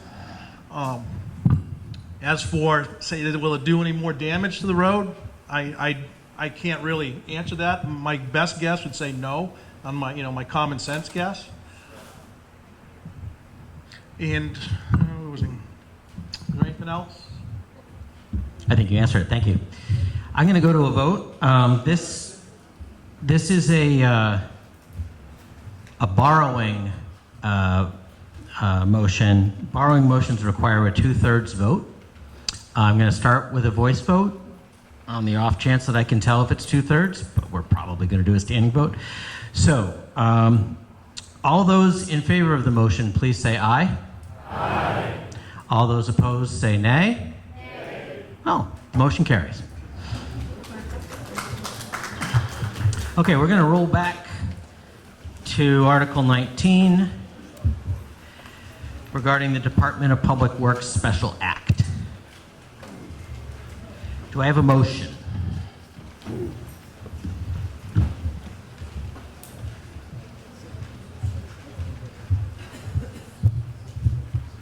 Mr. Moderator, Richard Stevens. I move the town approve Article 19 as printed in the FY 2027 Annual Town Meeting Finance Committee booklet, providing for a petition for special legislation abolishing Chapter 56 of the Acts of 1988 and further establishing a Department of Public Works under the Select Board. I have a motion and a second. Before we jump into the discussion, obviously there's a lot of words here, right? The proposal here is to authorize the select board to enter into a negotiation with the state legislature. Currently, our Department of Public Works exists because of an act of the state legislature. It's not in our bylaws. We don't have a charter. So we can't change that ourselves. Only the state can change it. So this is a motion to allow the select board to begin a negotiation with the state legislature to change that structure, just so everyone understands what we're voting on here.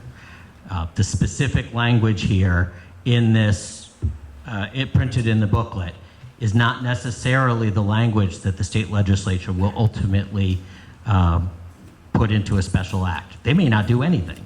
They may leave everything alone. It's entirely up to them. We're just authorizing the select board to enter into that negotiation. So with that context, is there any discussion?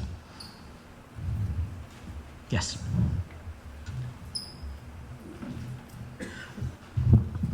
Cheryl Southwick, Wallwinnet Road. I believe at the public hearing last week when this was discussed that we're kind of obligated by the state to do this. Is that correct? So the question is whether we are under an obligation to do this from the, probably the Inspector General.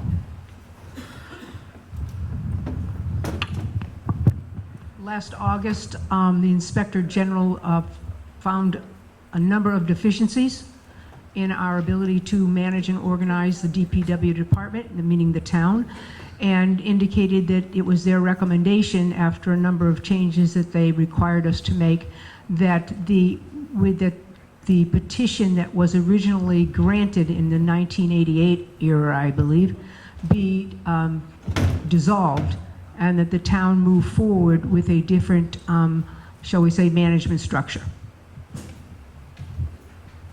So it's a recommendation from the Inspector General, not necessarily a mandate. Mr. Urban.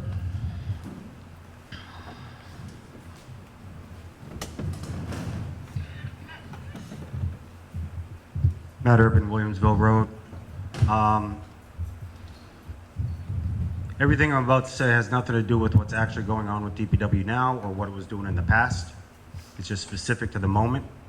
Right now, I've been at and watched some select board meetings over the last year, trying to keep up and understand what's going on. And some of the things I've heard is, do we have a finance and administration policy?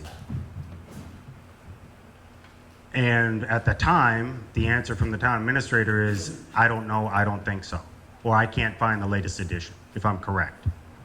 It was, don't want to speak for the town administrator, but that's how I heard it. We know we have issues with some internal policies going on in the administrative side of the town government that she is working on and identified a lot of the problems, but hasn't had time to actually provide the solutions. Whether it's resources or whatever, it just hasn't gotten to that point of enacting them. She is, the select board at the last meeting was talking about creating a committee presented by the town administrator to create a committee to review financial policies and organizational structure. I think it's premature to start this process until we go through that and actually see what's going on with the government through this committee, verify we actually have a financial policy. And the other point I would like to make is the OG's recommendation was either meet and come with a memorandum of agreement with the DPW Commission or abolish it. It wasn't just abolish it. And there are many steps that could go through that, which is pretty much an agreement that says, you agree to follow our personnel policy. You agree to follow our finance and administration policy. But if we don't have a policy to refer to, we can't meet that agreement. And just changing the structure of a DPW commission over a superintendent to a select board member over a town administrator to a superintendent doesn't change the fact nobody seems right now to know the financial policies on how to meet the laws that are required to do it. So I don't think we're ready for abolishing something that we haven't even gotten the group you want to take over that in order yet. Just give another year to figure these things out. Thank you. Any other discussion? Yes, sir. Blue shirt.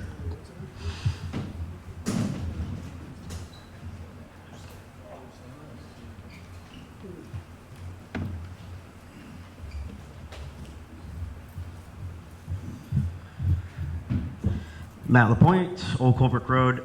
So kind of adding to what Matt just said, the letter from the IG's office did say to consider proposing legislation that would eliminate the DPW commission and place the DPW superintendent under the authority of the select board or town administrator.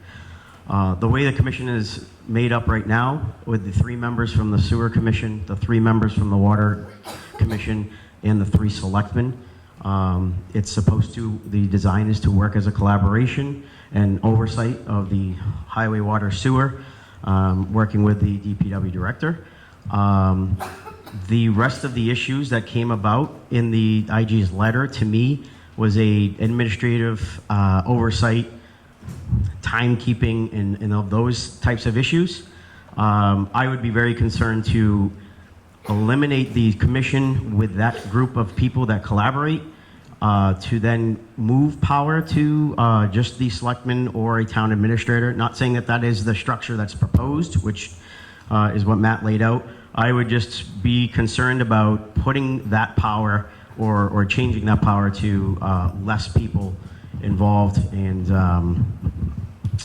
yeah, so we don't have the structure, we don't have the answers yet. So I would hate to abolish the commission right now before we have the structure in place. Thank you. Mr. Dixon.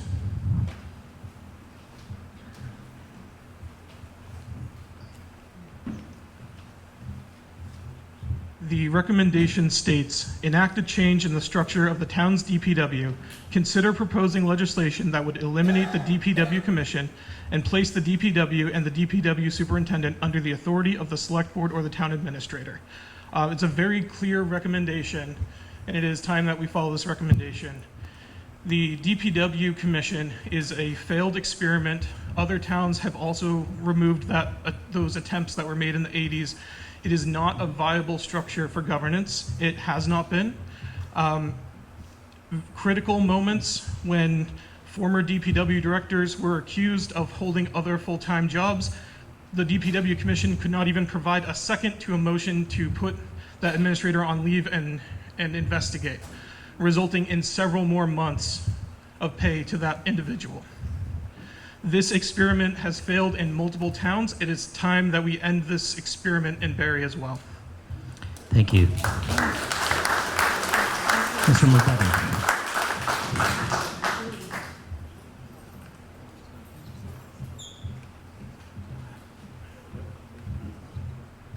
Corey Bombrady, 473 Walnut Road. I'm not opposed of the DPW superintendent being under control of the town administrator and select board. I'm more concerned that this is going to get rid of 3 elected water commissioners, 3 elected sewer commissioners, in their oversight and years of institutional knowledge in one swift move. I think they should go back and work on a restructure on how to fix it. Thank you. Mr. Lipson?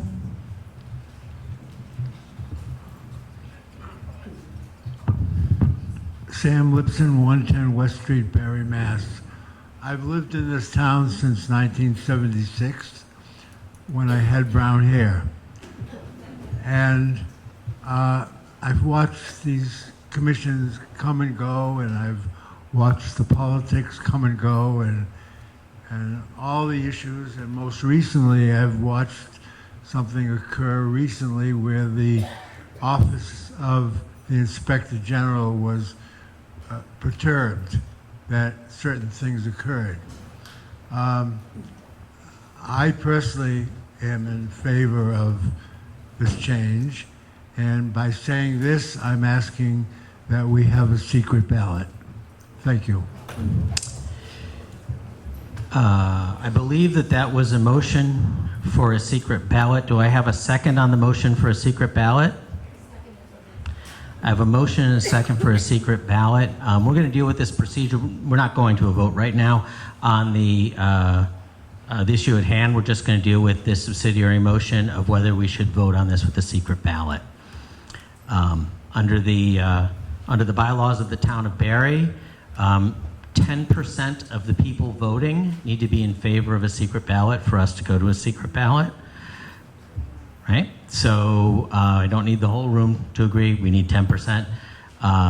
So All those in favor of voting on this via secret ballot, please say aye.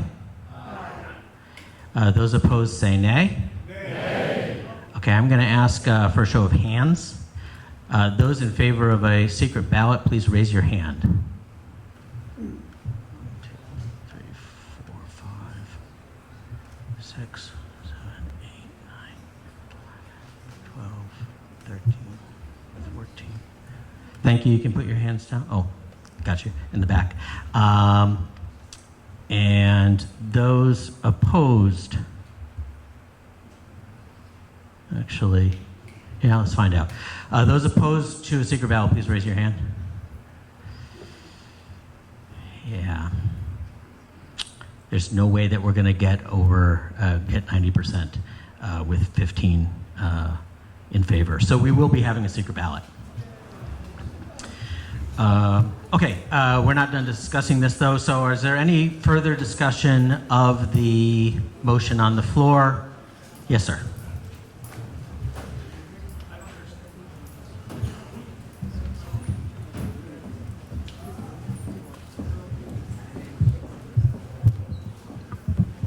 Douglas Martin, Sheldon Road in Barre. In Section 1 of Article 19, it says that the Chapter 56 of the Acts of 1988 is hereby repealed and the Public Works Commission established by said act is hereby abolished. In Section 2, it says that the Town of Barre, a Department of Public Works hereafter called the department, is established. And further down it says the Highway Department, it says it will be composed of the Highway Department, Water Department, Sewer Department, and the Parks and Recreation Department. The Highway Department will the Highway Department will include road commissioners. Said commission shall continue to be elected in accordance with the general laws and bylaws of said town. I'd like to ask someone to explain that. I'm not sure I understand. I thought we were abolishing the commission. Thank you. Thank you. So I think I might be able to help people understand that the commission is a separate thing from the boards that make up that commission. We have a board of, we have a select board, which is our highway board. We have a water board and we have a sewer board, and those are elected. The commission is a collection of those three boards. So the proposal as written is to eliminate the commission, which is this separate organization which contains all those people, but it doesn't get rid of those boards. It changes their responsibilities. Does anybody have any issue with how I just explained that? So, Mr. Urban.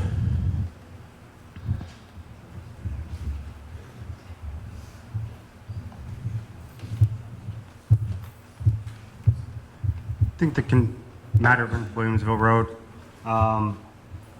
just to get maybe more clarity on the answer and from the question of Mr. Martin.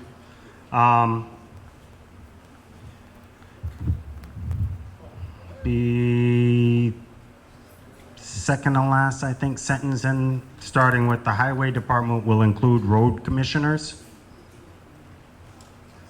Said commission, I'm assuming they now speak of the road commissioners because it doesn't give you a reference to a commission otherwise. Shall continue to be elected in accordance to the general laws and the bylaws of said town. As I understand, there are no general laws and bylaws in town to vote for a road commission without a quantity to identify quorums, etc. And then they shall continue to have all the powers and responsibilities vested by the general or special laws or town bylaws pertaining to roads. So I think that's the clarity to understand who the road commissioners are and what's this commission they're referring to that doesn't appear to exist or be properly defined within this document. Thank you. Can we get an explanation of that?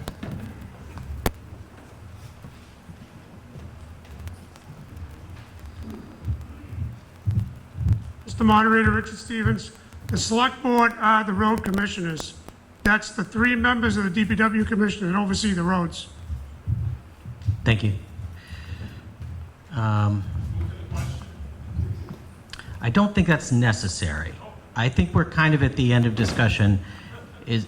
I'm going to take one more comment from Mr. Dixon, and then we're going to wrap this up.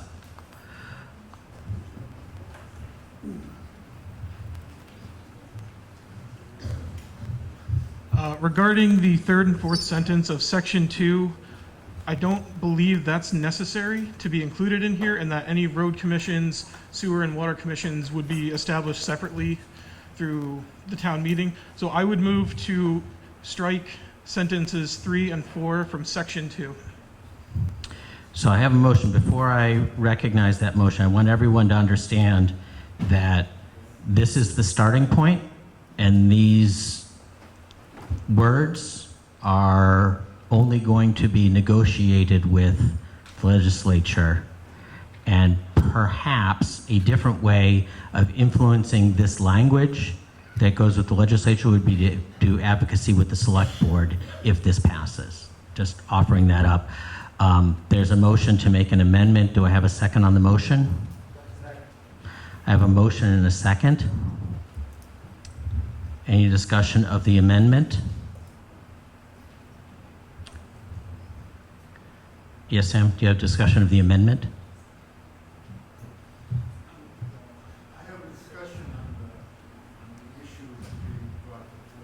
So that's not just specifically about the amendment. I'm only interested in discussion on the amendment right now. Okay, hearing none. All those in favor of Mr. Dixon's amendment, please say aye. Aye. Those opposed say no. No. You can go to hands. All those in favor of the amendment, please raise your hands. The amendment is to strike the two sentences from said department shall have the powers and duties previously vested or exercised, right? And said commission shall continue to be elected. The last two sentences of section 2. You can put your hands down. Are those opposed to the amendment? Okay, so the amendment carries. So we're going to strike the last two sentences of section 2.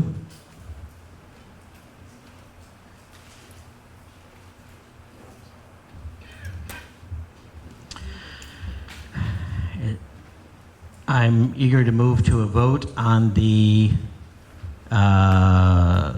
motion as amended. This is going to be a secret ballot. This is going to require a simple majority. Ellen, you want to take the reins and walk everybody through how secret ballots happen?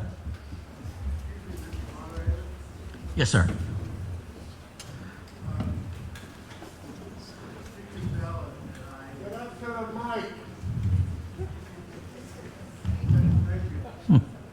The secret ballot, I just wanted to be clear, and I wanted everybody to be clear.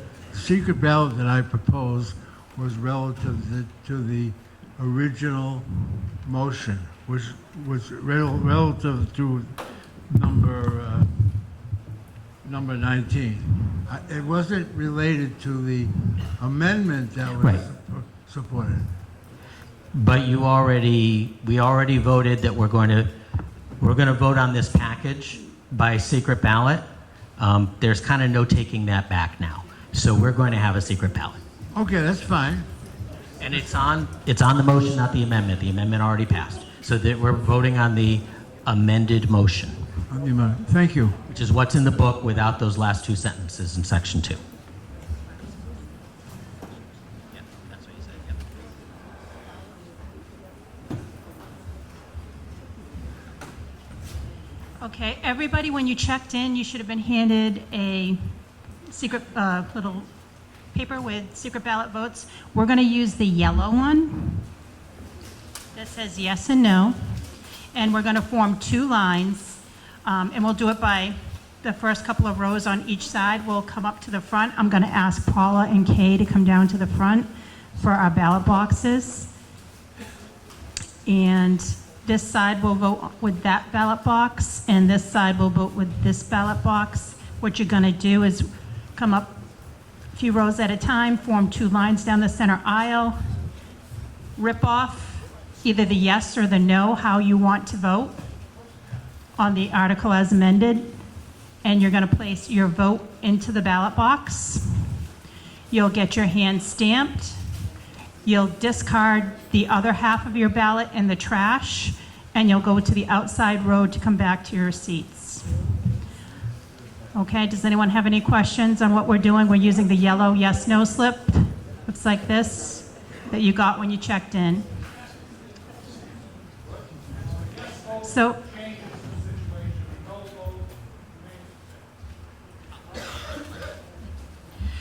You're voting yes if you want to abolish the commission and start over. Start discussions with the state legislature and ask them to abolish the commission. If you vote no, everything stays the way it is. so we're going to start with these first few rows, not the guests. Sorry.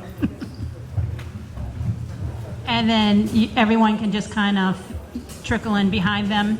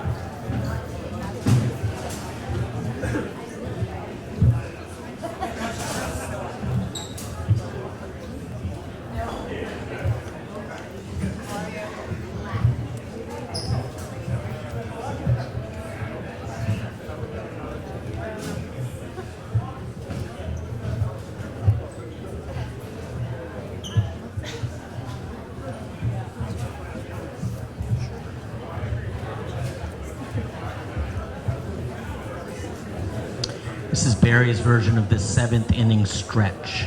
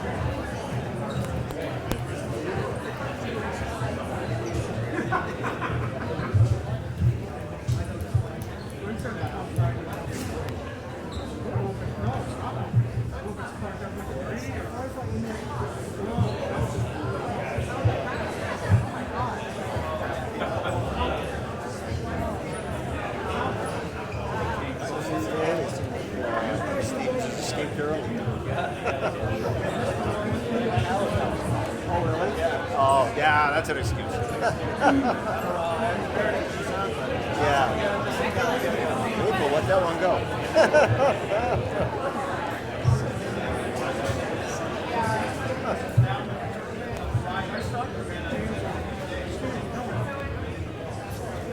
Make sure we're going to vote for AC and what was that?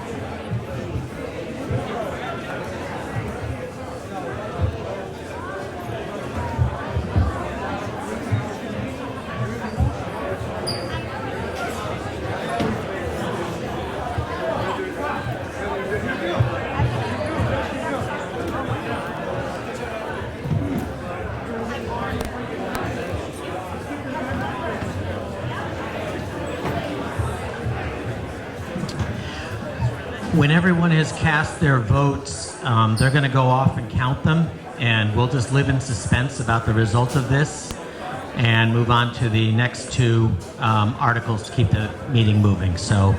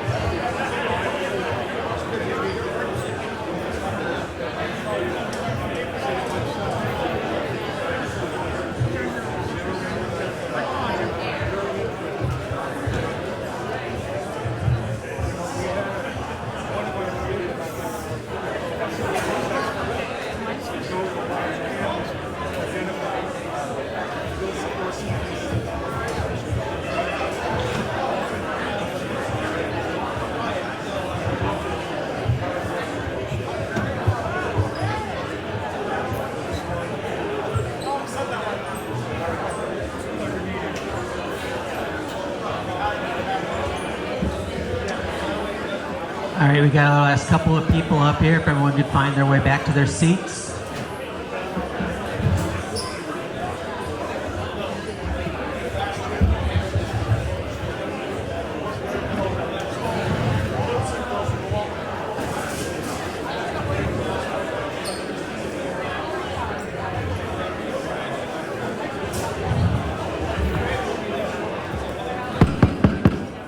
Please return to your seats.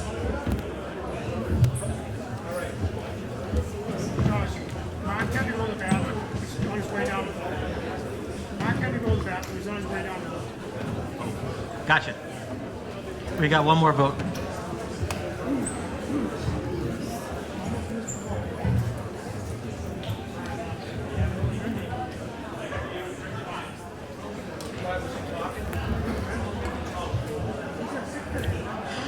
Has everybody who wanted to vote got to vote? Excellent. Okay, we're going to move on. While they count those votes, we're going to jump into Article 25, a proposed zoning map change. Order, please. Thank you. Do I have a motion?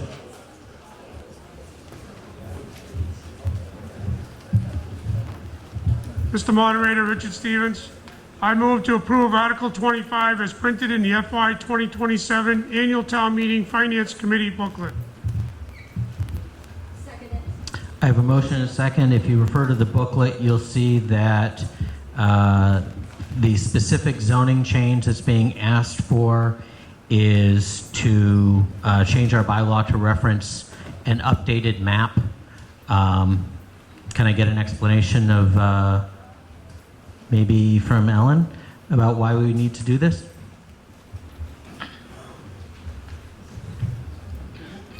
So the zoning map article that's on the warrant tonight is basically just updating all of the votes that we took at last year's town meeting, where we voted zoning articles to change the zoning. So we're not making changes to our zoning tonight. We're just updating the map to reflect all the changes that we've already voted on in the past so that our map accurately reflects what we've already voted, because right now it does not. And we have it on the website, and there's several parcels that had been rezoned that we need to have that reflected accurately on our map. So that's what the article is. Any discussion? Hearing none, this is a zoning change technically, so it requires a 2/3 vote. All those in favor, please say aye.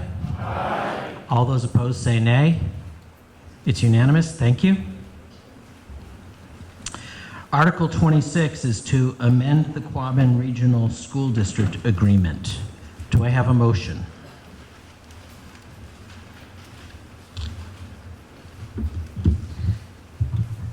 Mark Reginas, 300 Spring Hill Road.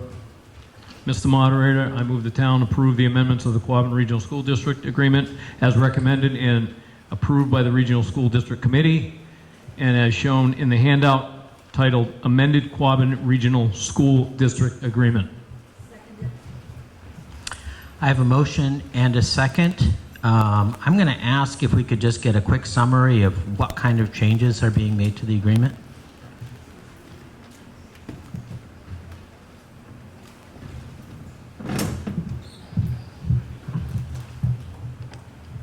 Colleen Muha, Superintendent, Quabbin Regional School District. So let me just say that we had a task force from all of our 5 towns working on the regional agreement. It hasn't been updated in 20 years. So the changes were we expanded our organization to include preschool and postgraduate students. We had to add new language as required by the Department of Elementary and Secondary Education that if a member town wants to pull out of a regional agreement, they have to submit a long-range plan, and that plan must be approved by the commissioner, and it has to have clear timelines. That's a requirement. You can't have a regional agreement without it. We also added very clear language that separates the process for capital projects for district-owned schools, like our middle high school, or town-owned schools like Ruggles Lane. We also did adjustments to the weighted votes based on population. Our next steps, just so you know, is all 5 towns need to pass this at town meeting. We will resubmit it to DESE. We have initial approval. And then after we have all 5 towns, they still have approval. And then the commissioner signs off on it as well. In the short term, our current regional agreement stays in place. Thank you. Any discussion? Seeing none, all those in favor, please say aye. Aye. All those opposed, say nay. The motion carries. We still have, I'm not going to entertain a motion to dissolve the meeting until we know the vote on the motion under Article 19. I'll tell you that one of my duties as moderator is to appoint members of the Finance Committee. I've informed the town clerk and the Finance Committee that I'm reappointing Corey Bombretti, whose term would be up this year. I did a recess appointment. A woman named Lori Fender is joining the committee. And 2 other members whose terms expire are stepping down, and in place of them, I am appointing Sarah Geelan, I hope I pronounced that right, and Matt Urban to the Finance Committee. I want to thank the Finance Committee and the Select Board, and especially the Town Administrator, for everything that they did to make this meeting happen, to give us a budget that is balanced, that doesn't require an override. We got a little time. How about a round of applause for all those people?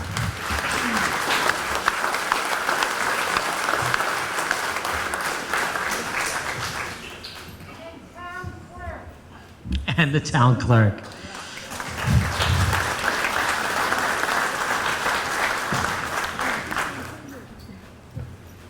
We're very close.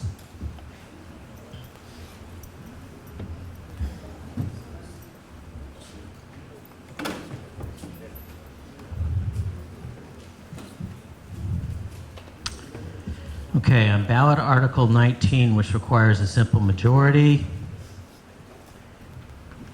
there were 100 yes votes and 36 no votes. So Article 19 as the motion under Article 19 as amended passes.